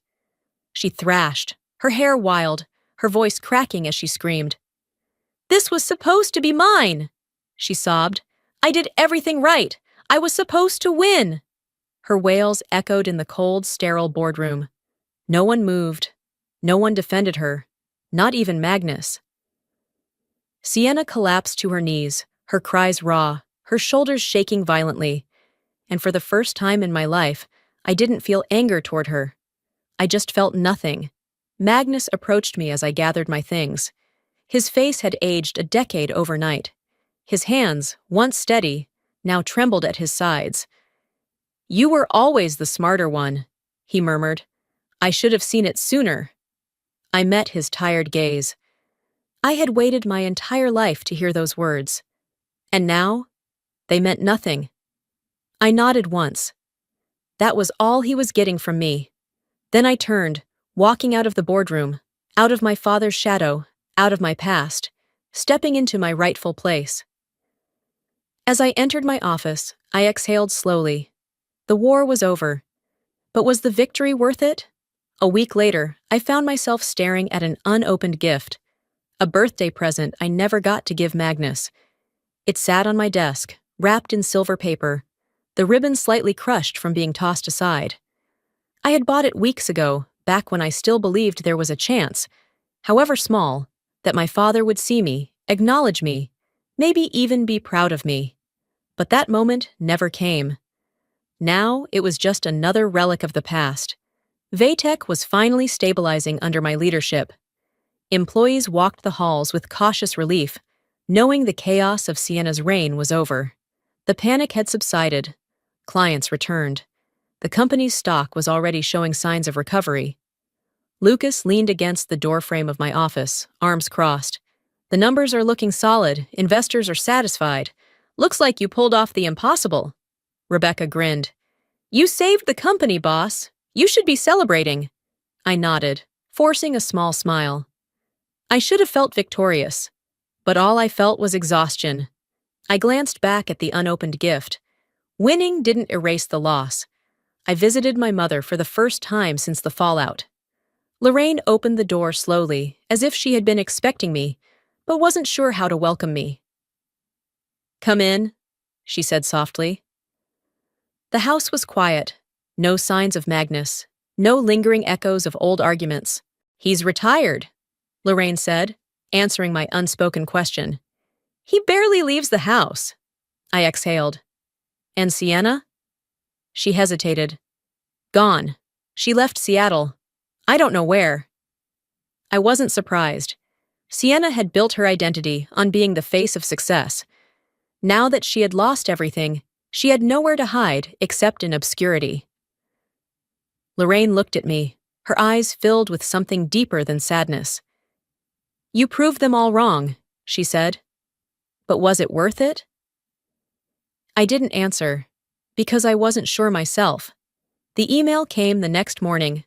Subject: Invitation to speak, Brentwood Business School, Sienna's alma mater. They wanted me to deliver a keynote speech at their upcoming graduation ceremony. The topic? The power of underestimated leaders. I leaned back in my chair, reading the words again. It was poetic, in a way. I accepted, not out of spite, not to rub it in, but because success was the only closure I needed. The skyline stretched before me, the the city bathed in golden morning light. I stood at the window of my new office, watching the world move forward. For the first time in years, I felt something close to peace. I thought back to the girl I used to be, the one who spent nights coding in a tiny apartment, building something no one believed in. I closed my eyes, whispering to the ghost of my past self, "We made it!" Then I turned away from the past, stepping into the future. Success isn't about proving people wrong, it's about proving yourself right. For years, I let others define my worth. I let my father's favoritism, my sister's betrayals, and the doubts of those around me chip away at what I knew I was capable of. But here's the truth. No one is coming to hand you the life you deserve. You have to take it. You have to fight for it. This story wasn't just about business. It was about standing your ground when the world tells you to step aside. It was about resilience, about refusing to let anyone erase your contributions, and about knowing your own value, whether or not anyone else sees it. So let me ask you, have you ever been underestimated? Have you ever had someone tell you that you weren't good enough, smart enough, or strong enough? How did you respond? Because in the end, it's not about what they say, it's about what you do next. If this story resonated with you, if it struck a chord, let me know. Drop a 1 in the comments, or tell me where you're watching from. And if you've ever had to fight for what's yours, I want to hear your story. Let's connect, share, and lift each other up. And of course, if you want more stories like this, real, raw, and powerful, hit that subscribe button. Your journey isn't over, and neither is ours. Let's keep going. Hi there. My name is Celeste, and this is the story of how my own father betrayed me. It started with a dinner I never should have gone to. My father, Lucian, sat across from me, wearing that smug little smile, and announced that he had given away my oceanfront condo, the home my grandmother left to me, to his new wife, Delphine. Just like that. I thought it was a mistake. I thought I could reason with him. But I was wrong. Because the truth was worse than I ever imagined. Forged documents, financial sabotage, a woman who had been playing him and me all along. And when I fought back, they did everything they could to ruin me. A break-in at my home, threats, a legal battle meant to drain me dry. Even my own father turned against me, freezing my accounts, trying to force me into silence. But they underestimated me. This isn't just a story about money. It's about family betrayal. It's about standing up for yourself when everyone expects you to break. It's about finding strength when the people you trusted the most take everything from you. Because in the end, I didn't just fight for my home. I fought for me.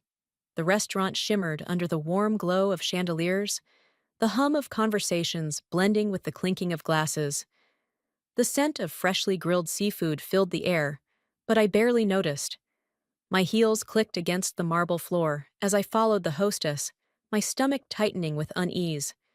Lucian, my father, had insisted on this dinner. A family gathering, he'd called it, though it felt anything but. He wasn't the sentimental type. If he had called me here, it was for a reason. As I approached the table, I saw them. Lucian, looking uncharacteristically tense, and Delphine Ardent, his wife, practically glowing with satisfaction. That was my first clue. She was too pleased with herself, like a cat that had swallowed a songbird. "Celeste, darling," she greeted, reaching for the glass of white wine in front of her. "You look lovely." I ignored her and turned to my father. "Why are we here?" Lucian cleared his throat, avoiding my gaze.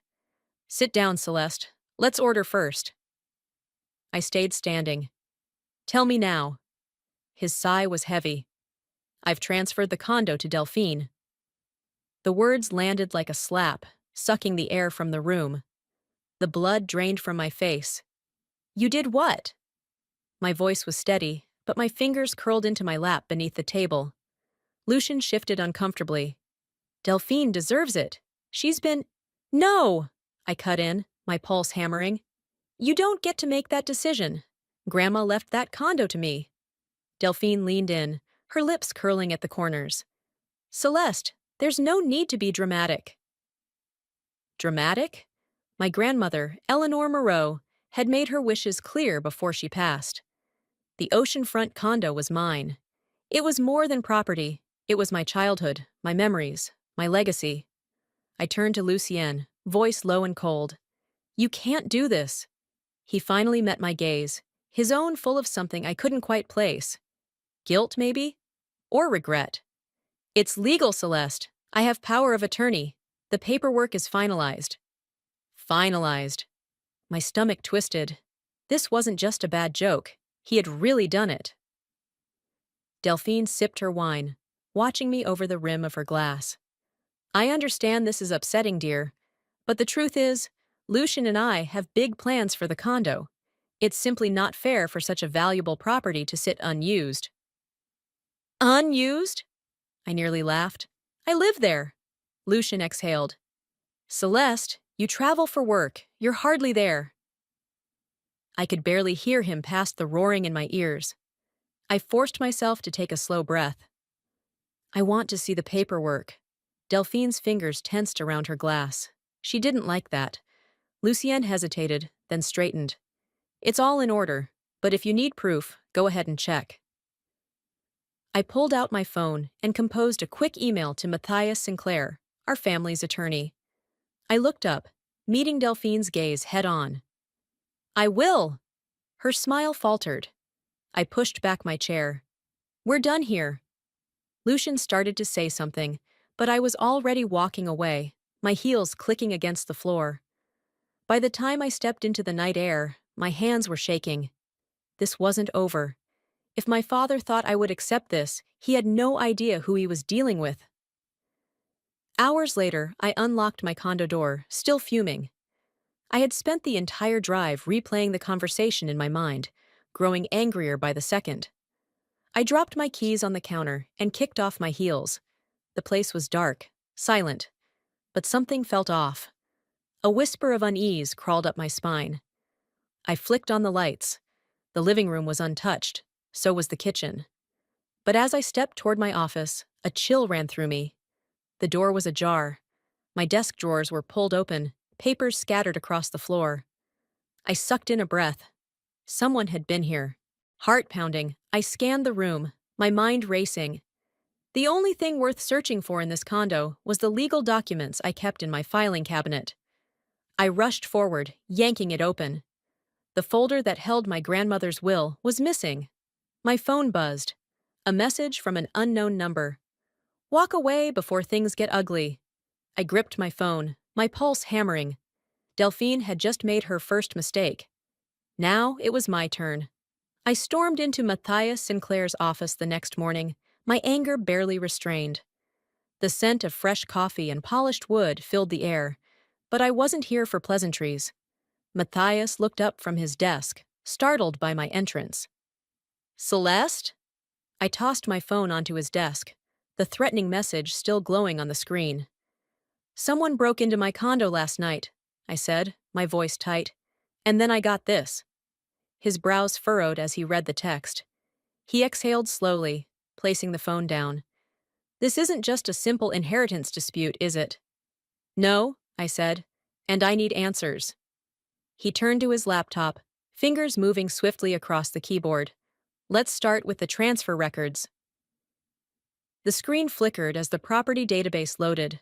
Matthias leaned forward, scanning the documents. His jaw tightened. What? I demanded, my pulse racing. He sighed, turning the screen toward me. Celeste, your father didn't legally have the right to transfer the condo.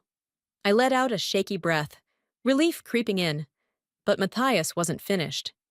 That's not the real problem, he added. A cold prickle ran down my spine. Then what is? Matthias hesitated, then zoomed in on the document. My stomach lurched. The signature on the transfer papers, it wasn't my father's. It was forged. I gripped the armrest of my chair. So not only did my father betray me, but he let Delphine forge his signature? Matthias leaned back, crossing his arms. That's what it looks like. I let out a bitter laugh, shaking my head. Unbelievable. If my father was involved in this, he had more to lose than just money.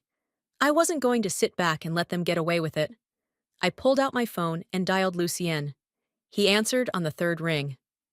Celeste, he said, his tone cautious. We need to talk. He hesitated. Celeste, it's complicated. You need to understand. No, Dad, you need to understand, I snapped. You let someone forge your signature, and now you're legally involved in fraud. Silence. Then, a weary sigh. Fine. Meet me at the house. I grabbed my keys, my heart pounding. This wasn't just about property anymore. It was about exposing the truth, no matter who it hurt. Lucian's house loomed in front of me, grand and immaculate, yet suddenly foreign. I stepped inside, the marble floors gleaming under the chandelier's light. This house had once been a place of warmth, a place where I ran through the halls as a child. Now it felt eerily cold. Lucian stood by the window, his hands clasped behind his back. He didn't turn as I entered. You got my call, I said, closing the door behind me. I did. His voice was quiet. I walked forward, tossing the printed transfer documents onto the coffee table. Let's talk about this. His shoulders tensed. I pointed to the signature. This isn't yours. Lucian finally turned to face me. His expression was tired, older than I remembered. Celeste, you have to let this go. I scoffed. Let it go? My home was stolen. Someone broke in last night, and now I have threats coming to my phone. So no, Dad, I won't let this go. His jaw clenched. I didn't want it to come to this. Then why did you let it? I stepped closer, voice trembling with fury. Why did you betray me? Lucian lowered his gaze. When he spoke, his voice was barely above a whisper. Because I was afraid. Afraid? A hollow laugh escaped me. Of what? Losing Delphine? He shook his head, rubbing his temples. You don't understand. She has leverage over me. If I didn't sign, she would have ruined me. I inhaled sharply, realization dawning. This wasn't just about greed. Delphine had something on him. And whatever it was big enough that he had chosen to sacrifice me instead of standing up to her. So instead, I said, voice dangerously low, you destroyed me. Lucien flinched, but he didn't argue. I took another step forward, my heart pounding. You have one chance to fix this, Dad, or I'll do it without you. Lucian didn't answer me. He just looked away, and that told me everything I needed to know. I clenched my fists, forcing myself to stay calm. You still have a choice, Dad, I said, my voice quieter this time. You can fight this. Lucian exhaled heavily. It's not that simple, Celeste. I stared at him. It is. You either stand up to her, or you let her destroy everything. He didn't move. He didn't even look at me. And that was my answer. I felt my chest tighten, but I swallowed the hurt. Then you've already made your choice. Without another word, I turned on my heel and walked out, slamming the door behind me. If my father wasn't going to stop her, then I would. And I wouldn't hold back. By the time I reached my condo, my thoughts were running a mile a minute. I needed to call Matthias. I needed to start digging into Delphine's past. I froze. The door was ajar. A sick feeling coiled in my stomach as I slowly pushed it open. My living room was destroyed, furniture overturned, drawers ripped out, shattered glass littering the floor. My coffee table had been knocked over, its legs snapped. But none of that was the worst part. I stepped toward the bathroom, my breath catching when I saw it. Scrawled across the mirror in deep red lipstick, "Stop digging." The words sent a shiver down my spine. I gripped the edge of the sink, forcing myself to look at my own reflection. My face was pale, my jaw tight. This is how she operates.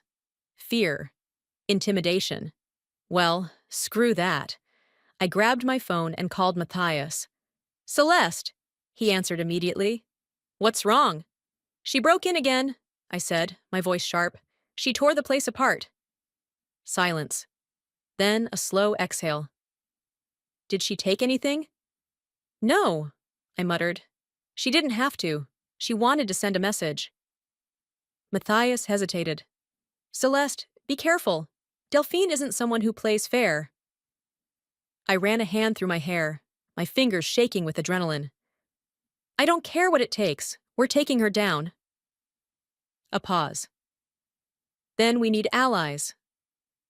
I glanced at the mirror one last time before turning away. Then let's find some. The next morning, I met Matthias at his office.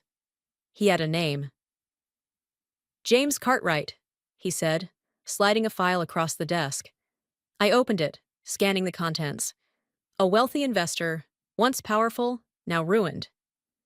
Delphine's second husband? I asked. Matthias nodded. She drained him dry, left him bankrupt. He's the reason she perfected her game. I glanced up. Does he know about me? He does now, Matthias said, and he's willing to talk. I hesitated. Could I trust him? Or was he too broken to fight back? There was only one way to find out. The coffee shop was quiet, tucked away on a side street, the kind of place where people whispered instead of talked. James Cartwright was already waiting when I arrived. He looked older than I expected, the years etched into his face. When he saw me, he gave a dry, humorless smile. So, you're the next one on Delphine's list, huh? And just like that, I realized I wasn't the first. And if I wasn't careful, I wouldn't be the last. James took a sip of his coffee, then leaned forward, his voice low. Let me tell you exactly how she operates. I gripped my cup, bracing myself. She's a master at reading people, he continued. She knows exactly what they want to hear. With me, it was companionship, someone who understood my world, my ambitions. With your father? I'd bet she played the devoted, supportive wife, always making him feel like he was the one in control. I swallowed hard. That sounded exactly like Delphine. James set his cup down with a quiet clink. She finds a way in, earns trust, then isolates you from anyone who might question her. And by the time you realize what she's doing, she already owns a piece of your life. He ran a hand over his face, his exhaustion evident. She didn't just ruin me financially. She torched my reputation, whispered just enough poison into the right ears to make me seem like the bad guy. By the time she left, I had nothing. My stomach twisted. How did she get away with it? I asked. James gave a bitter chuckle. She's careful, never leaves a paper trail, never makes direct threats herself. She lets people like your father, or her lawyers, handle the dirty work. I exhaled slowly, trying to keep my hands from shaking. Celeste, James said, his voice softer now. Delphine doesn't just take your money. She takes everything, your future, your reputation, and she never leaves loose ends. I met his gaze. Are you saying she's dangerous? His jaw tightened.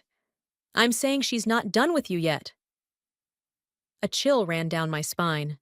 The real fight hadn't even begun. I didn't sleep that night. My mind was spinning with everything James had told me. By morning, I was sitting across from Matthias in his office, gripping a cup of coffee that had long gone cold. She's done this before, I said, voice steady.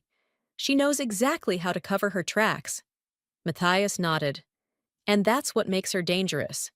If we're going after her, we need to be airtight. I took a deep breath. Then let's make it airtight. We went to work. Matthias started digging into financial records, pulling every document he could find.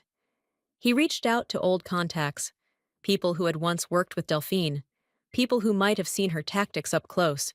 Meanwhile, I started reaching out to other victims. I found one, a woman named Evelyn Marks. She had been engaged to Delphine's business partner years ago, until Delphine convinced him to cut Evelyn out of their company. I picked up my phone to call her, my fingers hovering over the dial. My screen lit up with a new message. You're playing a dangerous game, Celeste. Are you sure you want to keep going? I stared at the words, a slow anger simmering beneath my skin. I was done being afraid.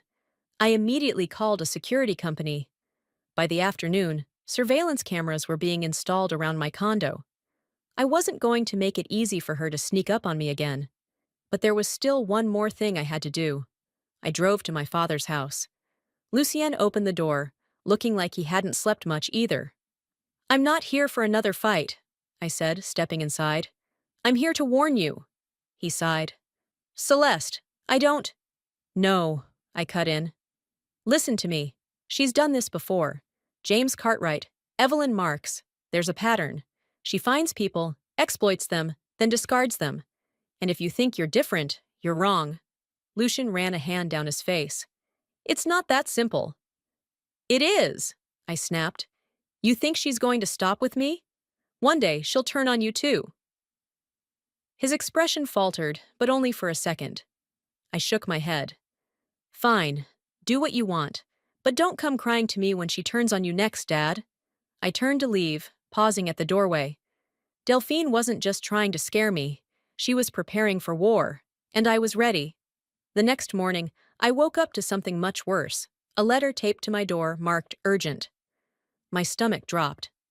I hesitated before reaching for it, my fingers hovering over the envelope. The paper was thick, expensive. This wasn't just some random threat. It was deliberate, calculated. I tore it open. "Walk away while you still can. This isn't a fight you can win." The words were handwritten in red ink, each letter bold and deliberate. My pulse pounded in my ears. Who the hell does she think she is? A slow anger burned through my fear, tightening my grip on the paper. This wasn't a warning. It was a challenge. I was in Matthias's office less than an hour later, the letter clenched in my fist. He read it twice, then set it down, rubbing his temple. "She's escalating." "No kidding," I snapped. "First, she breaks into my home. Now she's leaving threats on my doorstep." Matthias sighed. "She's not just trying to intimidate you, Celeste. She's testing you, seeing how far she can push before you break." I leaned forward. "She's about to find out I don't break." He studied me for a long moment. "Celeste, you need to be careful. Delphine has nothing to lose."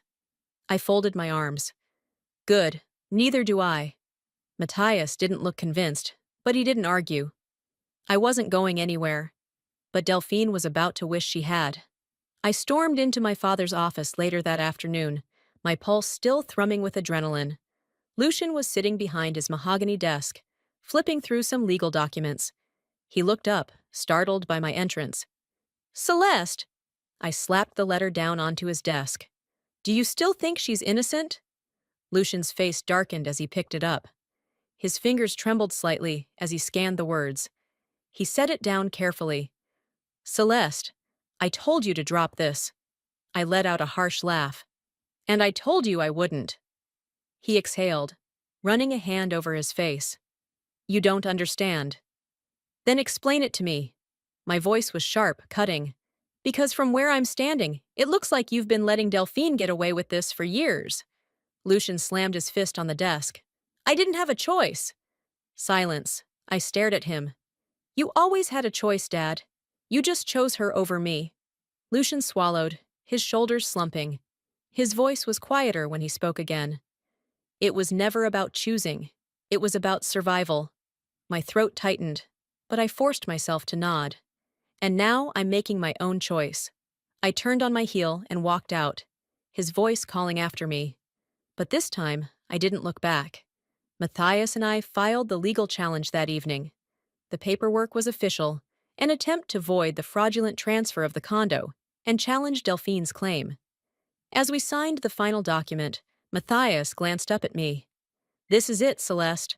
Once we do this, there's no turning back." I took a deep breath. "Good. I don't plan on turning back." A process server delivered the official summons to Delphine the next morning. She didn't flinch when she read it. Instead, she smirked, holding the document between two perfectly manicured fingers, as if it was nothing more than an invitation to a garden party. "Celeste, darling," she murmured, her voice silky smooth. "Do you really think you're going to win?" She wasn't afraid, and that terrified me. 2 days later, I woke up to the news that changed everything. Delphine had made her first move. My phone buzzed aggressively on my nightstand. I groggily reached for it, blinking against the harsh morning light. It was Matthias. "Celeste," he said the moment I answered. His voice was clipped, serious. "She's filed a counter lawsuit against you." I bolted upright. "What?" "She's claiming harassment, defamation, and emotional distress," he continued. "She's trying to paint you as an obsessed, vengeful stepdaughter who can't accept reality." I ran a hand through my hair, my pulse pounding. "You have got to be kidding me." "She's not," Matthias said. "She's playing dirty. She knows she can't win outright, so she's trying to drown you in legal fees and stall the case." I threw off my blankets and swung my legs over the edge of the bed. "So what do we do?" Matthias sighed. "We counter her counter. We'll file a motion to dismiss based on the fraudulent nature of her initial transfer." "But Celeste," I could already sense the warning in his voice. "She's trying to make this a war of attrition. The longer this drags out, the more it'll cost you." I exhaled slowly, forcing my emotions into check. She wants a war? Fine. Let's give her one. But I wasn't prepared for just how far she was willing to go. That afternoon, I logged into my bank account to check my legal fund. Access denied. My brows furrowed. I tried again. A message popped up. Account frozen. Contact your bank. Dread pooled in my stomach. I grabbed my phone and dialed the bank, pressing through the automated menu until I got a representative. "Ms. Moreau," the woman on the other end said politely, "your account has been temporarily restricted due to a cosigner dispute." I gripped my phone tighter. "Excuse me?" "Your father, Lucien Moreau, is listed as a cosigner on your trust fund," she explained. "A block was placed on withdrawals until further notice." Ice ran through my veins. Lucien. I hung up and immediately drove to his office. Lucien was behind his desk, rubbing his temples when I stormed in. He barely had time to look up before I threw the bank statement onto his desk. "You let her do this?" I demanded. His face paled. "Celeste! After everything, you still let her control my money." My voice shook with rage. "I didn't have a choice," he said, his voice strained. I scoffed. "No, Dad, you did. And you chose her again." Lucien leaned forward, lowering his voice. "She told me if I didn't, she'd go after me next." I let out a bitter laugh. "So you sold me out instead?" His silence was all the answer I needed. I turned to leave. "You made your decision. Now I'll make mine."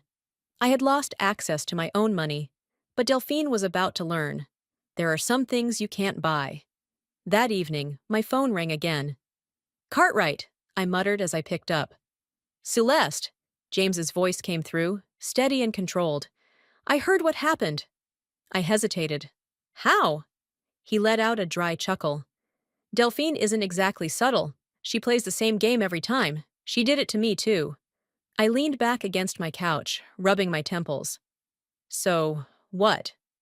You called to say I told you so?" "No," he said. "I called to offer you help." I frowned. "Why?" James hesitated. "Because I know what she does to people. She ruined my life, and I won't let her do it again." A lump formed in my throat. For the first time in days, I felt something unfamiliar. Relief. "Why would I trust you?" I asked. "You don't have to," he said, "but you need resources, and I have them." I exhaled. "What do you have in mind?" The next morning, I met Matthias and James in Matthias's office. "We need to go public," James said, leaning forward. "Exposing Delphine through the courts will take time, but exposing her in the media? That could turn the tide." Matthias nodded. "If we find the right people to back up our case, we can force her into a corner." I glanced between them. Delphine wanted a war. Now she had one. The next morning, I walked into Matthias's office with one goal: taking Delphine down, once and for all. James was already there, sitting across from Matthias, a folder open in front of him. He glanced up as I entered, his expression grim but determined. "We're ready," Matthias said. motioning for me to take a seat. I sat down, folding my arms. Tell me what we've got. Matthias leaned forward. We're going public. I exhaled sharply. That's risky. James pushed the folder toward me. Risky, but necessary. I flipped it open, scanning the documents inside. Bank statements, legal filings, emails, even old voicemails. All of this proves that Delphine has run the same scam before, James said. She finds wealthy men, manipulates them, drains them, then moves on. Matthias nodded. The media loves a story like this. We have enough to get a journalist interested. I swallowed. And what if this backfires? James leaned back, crossing his arms. It won't. His voice was steady, but there was something dark beneath it, something personal. Delphine thrives in the shadows, he continued. Bring her into the light, and she'll burn. I looked between them, my fingers tracing the edge of the folder. It was risky, but if we didn't act first, she would. I closed the folder. Do it. The article went live the next morning. I sat at my kitchen table, my laptop open in front of me, my stomach twisted in knots as I refreshed the page over and over. The woman who steals lives. How Delphine Ardent preys on the wealthy. It was brutal, direct, everything we needed it to be. And people were reading it. The views climbed by the thousands. Then the comments started. She did the same thing to my uncle. Finally, someone is exposing her. Sounds like a bitter ex trying to smear her name. This woman is a fraud. She destroyed my family. My heart pounded as I scrolled through them. Some people believed us, some didn't. And then, a new comment. She won't let this go unanswered. Watch your back. My phone buzzed on the table. Unknown number. I hesitated before answering. A familiar, cold voice slid through the line. Congratulations, Celeste, Delphine purred. You just made the worst mistake of your life. I gripped the phone tighter. You're done, Delphine. It's over. She laughed softly. Oh, sweetheart, you have no idea what's coming. A chill ran through me. The call ended. Before I could process it, Matthias stormed into the room, his expression tight. We have a problem, he said. I stood up, my pulse hammering. What now? He exhaled sharply. Delphine just filed a lawsuit against you. I blinked. What? For defamation and emotional distress. I clenched my fists. She wasn't just fighting me in the courtroom anymore. She was coming for everything I had. By the time I arrived at my condo, there was another surprise waiting for me. A legal notice taped to my front door. My stomach twisted as I yanked it off, my fingers tightening around the thick envelope. I already knew who it was from before I even opened it. Delphine. I tore the envelope open, scanning the first few lines. Plaintiff. Delphine Ardent. Defendant. Celeste Moreau. Allegations. Defamation, harassment, financial damages. I let out a sharp, bitter laugh. You have got to be kidding me! I stormed inside, throwing the papers onto my kitchen counter. My phone was already in my hand before I even realized I was dialing Matthias. He picked up on the second ring. You got it! Oh, I got it. I paced the floor, my breath tight with anger. She's suing me? For what? Telling the truth? Matthias sighed. She's not trying to win in court, Celeste. She's trying to drag this out, make you bleed money until you have no choice but to fold. I gripped the phone tighter. So what do? We fight it, obviously. But lawsuits like this can take months, even years, to resolve. She's banking on the fact that you don't have the resources to go the distance. I exhaled slowly, staring down at the papers in front of me. Delphine wasn't trying to beat me. She was trying to break me. The next morning, I met Matthias in his office, but the news wasn't any better. We need to talk about the financials, he said, rubbing the bridge of his nose. This lawsuit is going to drain whatever reserves you have left. I clenched my jaw. The problem is, I don't have reserves left. My accounts were still frozen. I had no access to the trust fund my grandmother had left me. No way to fund my legal battle. I gritted my teeth. If I can't pay my legal team, how am I supposed to fight back? Matthias didn't have an answer for that. I barely had time to process before my phone rang again. Lucienne. I almost didn't answer. Almost. I pressed the phone to my ear, my voice cold. What do you want? Lucienne hesitated. Celeste, listen to me. I can fix this. I laughed.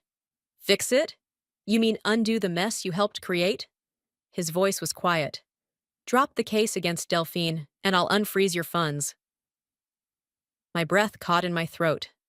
This wasn't a peace offering. It was a surrender demand.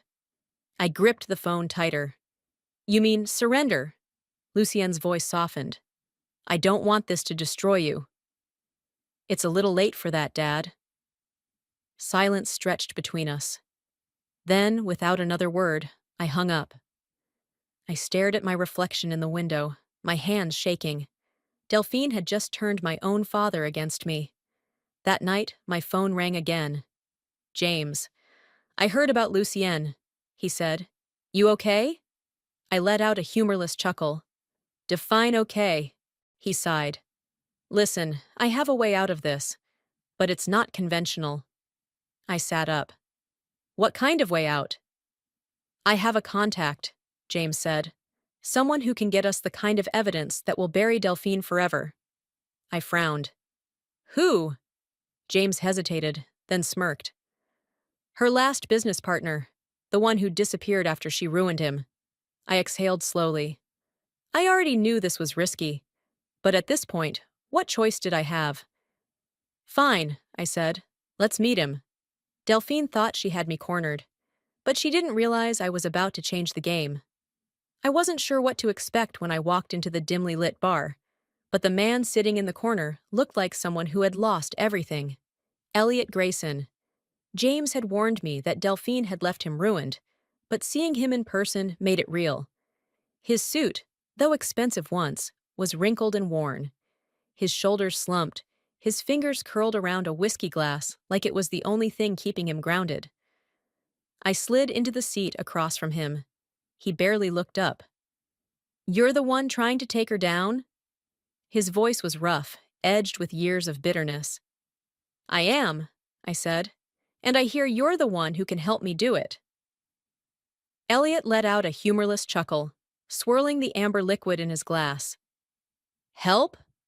Lady, I barely survived her once. Why would I stick my neck out again? I leaned forward. Because she's still doing it, and she won't stop unless we stop her. For the first time, he met my eyes. There was something in his expression, doubt, maybe, or regret. She destroyed me, he muttered. Not just my career, my reputation, my family. I went from running million-dollar investments to living paycheck to paycheck, and she walked away untouched. I exhaled, steadying my voice. Elliot, I know it's risky, but if you have something, anything, that can prove what she's done, I need it. He sighed, rubbing his temples. Fine, but if I do this, you'd better be ready for what you're about to learn. Elliot's apartment was small and cluttered, filled with old paperwork and boxes that looked like they hadn't been touched in years. He pulled out a file from a locked cabinet and dropped it onto the table. There, he said. That's what you need. I flipped it open. At first, it looked like standard real estate transactions. But the deeper I read, the clearer it became. These weren't just bad deals. They were fake deals. Shell companies, falsified investment portfolios. Delphine hadn't just manipulated people. She had committed large-scale fraud, fabricating property deals and scamming investors out of millions. I looked up at Elliot, my stomach turning. This isn't just theft. This is prison time. Elliot nodded grimly. Exactly. I wasted no time. The moment I left Elliot's place, I called Matthias.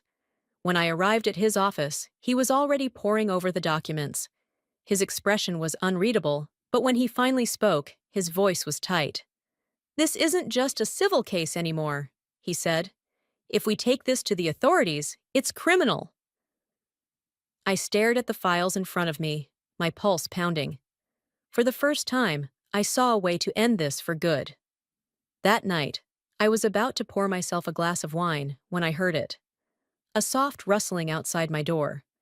My body tensed. I set the glass down and moved toward the entrance, heart hammering. I bent down, peering through the peephole, but the hallway was empty. Then I noticed it, a single envelope. I picked it up slowly, my fingers stiff as I pulled out the contents. A photo. Of me. Taken just hours ago, walking into Elliot's apartment. My stomach twisted as I flipped it over, scrawled across the bottom in sharp black ink. You don't know who you're messing with. Walk away now. A slow, cold rage burned through me. She was watching me, tracking me. I gripped the photo tight, my nails digging into the edges. Number I wasn't backing down. I picked up my phone and hit dial. Matthias, I said, my voice steady. It's time. We're taking this to the feds. I didn't sleep that night. By morning, Matthias and I were sitting across from a federal investigator, laying everything on the table. The room was sterile, gray walls, a polished wooden desk, and the faint scent of stale coffee lingering in the air. The man across from us, Special Agent Carter, had the kind of presence that made people nervous. His eyes were sharp, scanning the documents we had brought with an unreadable expression. Matthias slid the files forward. This contains fraudulent property transactions, shell companies, and witness statements from Elliot Grayson, one of her former business partners. Delphine Ardent has been running this scam for years. Carter flipped through the pages, his brow furrowing. This is substantial, he murmured. I leaned forward. So, does that mean you'll take the case? Carter didn't answer right away. Instead, he set the papers down and folded his hands together. It means we'll look into it, he said carefully. But these cases take time. You can't expect immediate action. Frustration bubbled under my skin. She's already trying to shut me down. If you wait too long, she'll find a way to cover her tracks. Carter held my gaze. I understand your urgency, Miss Moreau, but these things have to be done right. I forced myself to nod. We had done everything we could. Now I just had to wait. That afternoon, Matthias and I were still at his office when his phone rang. He picked up, his face darkening as he listened. When he hung up, he looked at me grimly. She made her next move, he said. My stomach clenched. What now? She just filed an emergency motion in court, Matthias said. She's demanding an immediate ruling in her favor on the condo. My pulse pounded in my ears. She's trying to rush a decision before the authorities can act. Matthias nodded. If the judge grants this, she'll legally own the condo. Even if the fraud case moves forward, it won't undo the ruling. A wave of frustration hit me, but I shoved it down. Then we fight it, he sighed. Celeste, I need you to understand. This hearing is our last shot. If she wins this case, she gets everything she wanted. I squared my shoulders. Then she won't win. A hearing was scheduled for the following week. It would be the biggest fight of my life. That evening, I returned to my condo, drained but determined. I was unlocking my door when I heard footsteps behind me. I turned. Lucien stood at the bottom of the stairs. I froze, gripping my keys tighter. It had been months since he had come here. His face was drawn, exhaustion written in every line. Celeste, he said softly, I don't know if I can fix this, but I can try. I swallowed hard. Then start by telling me the truth. He nodded, stepping closer. I was stupid. I let her manipulate me, and when I realized what she was doing, I was too weak to stop her. Something inside me cracked, but I didn't let it show. I can't promise to forgive you, I said quietly, but I won't fight this alone anymore. For the first time in a long time, I had an ally I never expected. My father. The courtroom was packed. Delphine sat across from me, poised and confident. But for the first time, I saw something else in her eyes. Fear. It was fleeting, barely visible beneath the carefully applied mask of elegance and control, but I knew it was there. She had spent years orchestrating every move, manipulating everyone around her like chess pieces. But this time, she wasn't holding the board. Matthias straightened beside me as the judge entered, and the room settled into tense silence. "All rise," the bailiff announced.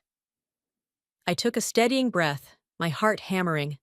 This was it, the moment I had been fighting for. Matthias rose first. "Your Honor, this case is simple.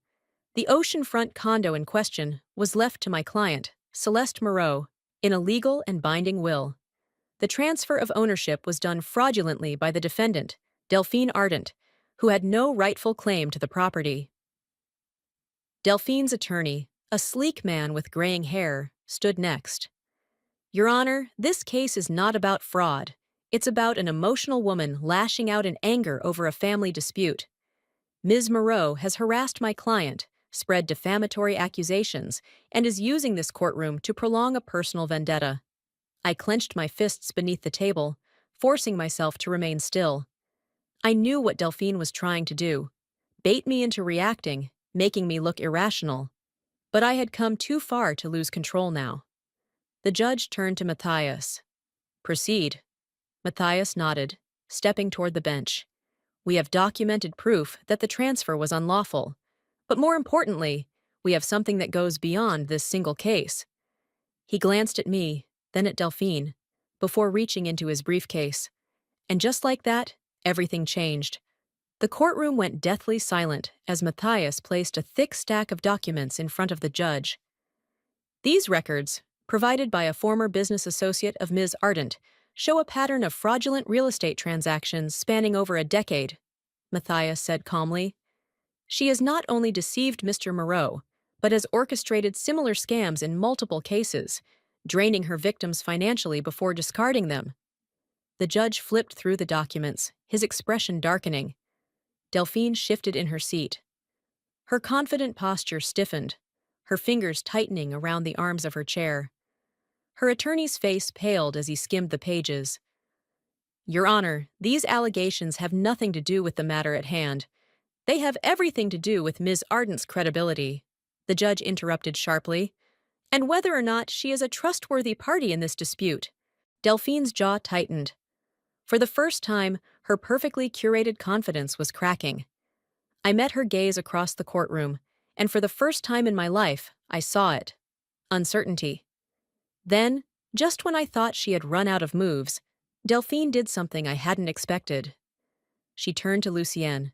She stood slowly, her voice shifting into something softer, pleading. "Lucienne, tell them the truth." A murmur rippled through the courtroom. She took a step closer to where my father sat in the front row, her perfectly rehearsed desperation seeping into her voice. "Tell them you wanted me to have the condo," she said, her eyes glistening. "Tell them this was your decision." I inhaled sharply. Lucien's hands trembled. His face was pale, his eyes darting between her and me. I held my breath. For years, my father had let Delphine manipulate him, control him, twist his guilt and grief into a weapon against me. Was he strong enough to break free now? Lucien looked at Delphine. Then he looked at me, and I saw something shift in his face. He exhaled shakily and turned back to the judge. "No," he said, his voice stronger than I had ever heard it.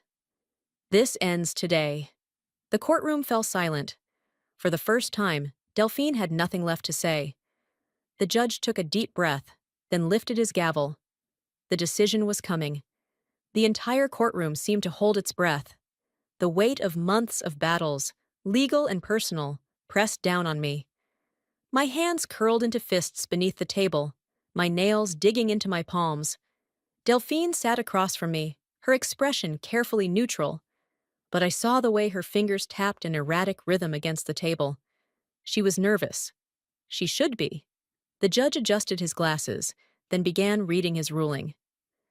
"This court has reviewed the evidence presented regarding the disputed transfer of the Moreau estate property. Based on the testimony provided, as well as the supporting financial and legal documents, it is my ruling that the transfer was conducted under fraudulent circumstances." I barely breathed.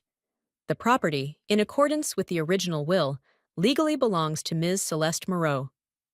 A sharp exhale left my lips. Relief crashed over me in waves, my vision blurring for a moment. I had won. Matthias squeezed my shoulder. It's over. But across the room, Delphine barely moved. Her body stiffened, her lips pressing into a thin line, her perfect composure cracking at the edges. The judge wasn't finished. Furthermore, due to the evidence presented regarding potential criminal fraud, this court recommends further investigation into Ms. Arden's past dealings. Delphine's attorney shot to his feet. Your Honor. The ruling stands, the judge interrupted firmly. Court is adjourned.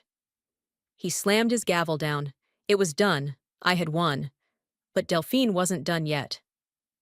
As the judge stood to leave, the room erupting into murmurs, Delphine suddenly shot to her feet. This isn't over, Celeste. Her voice cut through the noise like a blade. I turned to face her. Her carefully controlled expression had shattered, revealing something raw and venomous beneath. Her eyes burned with something dark, something dangerous. You think you've won? She sneered, stepping closer. You have no idea what I'm capable of. The room went still. For a split second, the courtroom's security hesitated, caught off guard by the sheer malice in her voice. Then the bailiff moved. Ms. Ardent, he warned. Delphine ignored him, her gaze locked on me. I made you fight for this, she whispered, low enough that only I could hear. And I will make you pay for it. The judge slammed his gavel again. Ms. Ardent, that's enough. Delphine didn't resist, as the bailiff stepped in, gripping her arm and guiding her toward the exit. She moved gracefully, still trying to hold on to the illusion of control, but I saw the fury in her rigid posture. Just before she disappeared from view, she turned her head and met my eyes one last time. I didn't look away. She was gone, but I knew better than to believe that meant I was safe. The courtroom emptied slowly. People whispered, exchanging glances as they filed out. Reporters stood by the doors, already on their phones, likely preparing headlines. I barely noticed. Lucien was standing in front of me. For a long moment, we just stared at each other. His shoulders were hunched, his face drawn, as if the weight of everything that had happened had finally settled onto him all at once. I'm sorry, Celeste, he said. His voice was rough, hollow. For everything. I swallowed the lump in my throat, my emotions a tangled mess. It wasn't enough. It would never be enough. I know, Dad, I said quietly, but sorry doesn't fix everything. His face twisted with something like grief. I turned and walked away. I didn't look back. Lucien didn't call after me. I had won the battle. But at what cost? Victory didn't feel the way I thought it would. And Delphine's final words haunted me more than I cared to admit. I had won. The condo was mine. Her fraud was exposed. She had been dragged out of that courtroom, humiliated, powerless. So why did I still feel like I was waiting for something? Like a final shoe to drop? I woke up in my condo, officially mine again, yet everything felt different. The walls, the furniture, even the ocean view, it all seemed colder, unfamiliar, as if I were standing in someone else's home. I had fought so hard to reclaim this place, but standing here, I realized I had lost so much along the way. Days passed, and Lucien never called. I debated reaching out. Even after everything, he was still my father. A part of me wanted to believe that what he had said in court, his choice to stand with me, meant something. But when I picked up my phone, my fingers hovered over his contact for a long moment before I set it back down. Maybe, in time, I could forgive him, but not today. I couldn't shake the feeling that I wasn't safe. Every night, I double-checked the locks on my doors. I installed a new security system. I told myself I was being paranoid, that Delphine had no power left. She's gone, Celeste. You won. Then why did it feel like she was still out there, watching? The nightmares started soon after. I'd wake up in the middle of the night, heart pounding, convinced I had heard something. A creaking floorboard, a rustling outside my window. Most nights, it was nothing. Until it wasn't. One evening, I checked my mailbox. Inside, Wedged between a few bills and a real estate flyer was an unmarked envelope. Something about it sent an immediate chill down my spine. I opened it slowly, my hands suddenly unsteady. There was no letter, no words, just a single sheet of paper, a photograph of me, taken from across the street. My blood ran cold. She was gone, but she wasn't done with me. I clutched the photo tightly as I sat in Matthias's office the next morning. James leaned forward, scanning the image. This was taken recently. Matthias nodded. She's still watching. I exhaled sharply, pressing my fingers against my temples. James broke the silence first. You need to leave, Celeste. Get out of Miami for a while. I looked up at him, shaking my head.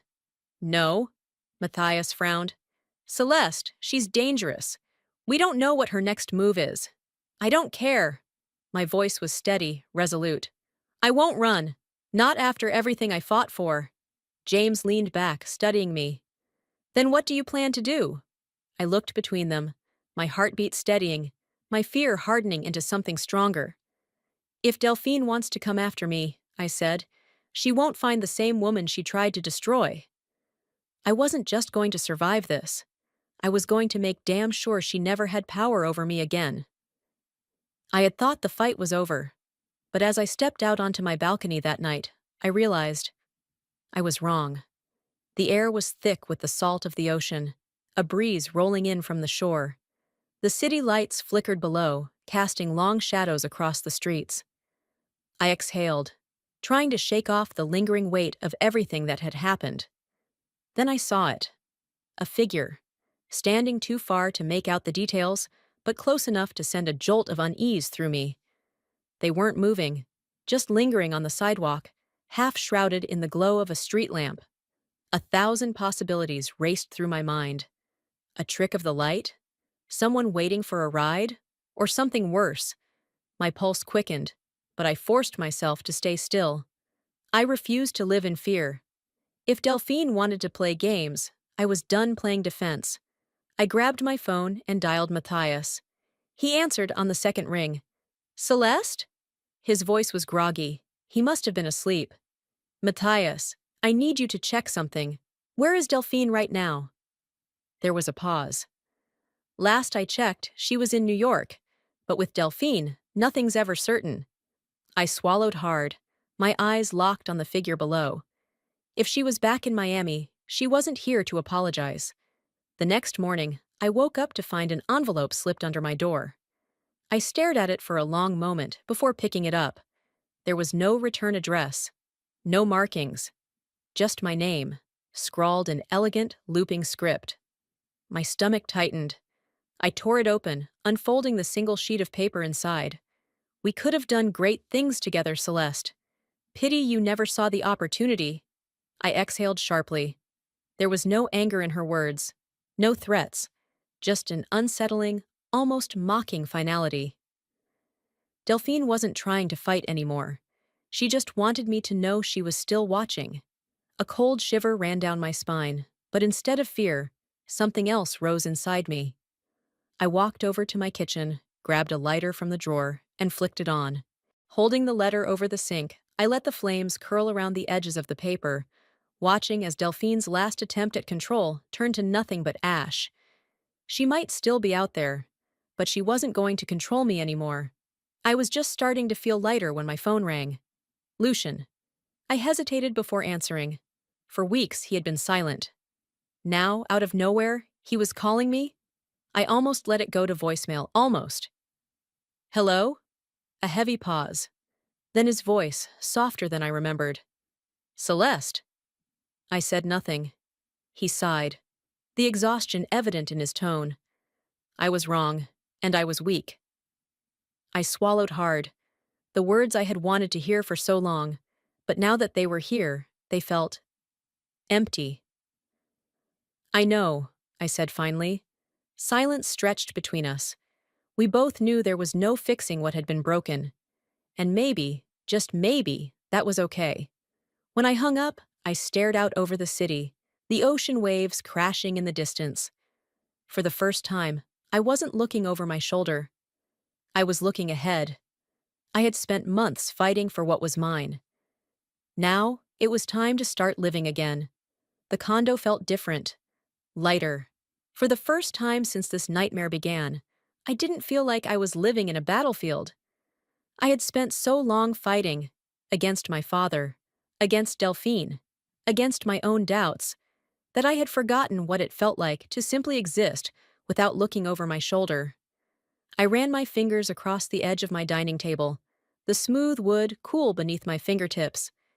Every piece of furniture, every framed photo, I chose them. This space was finally, truly mine again. And yet, victory didn't erase everything. It didn't erase the memories of Delphine's smirking face. It didn't erase the months of exhaustion, the weight of betrayal, the scars left behind. But I could live with that. I was still standing.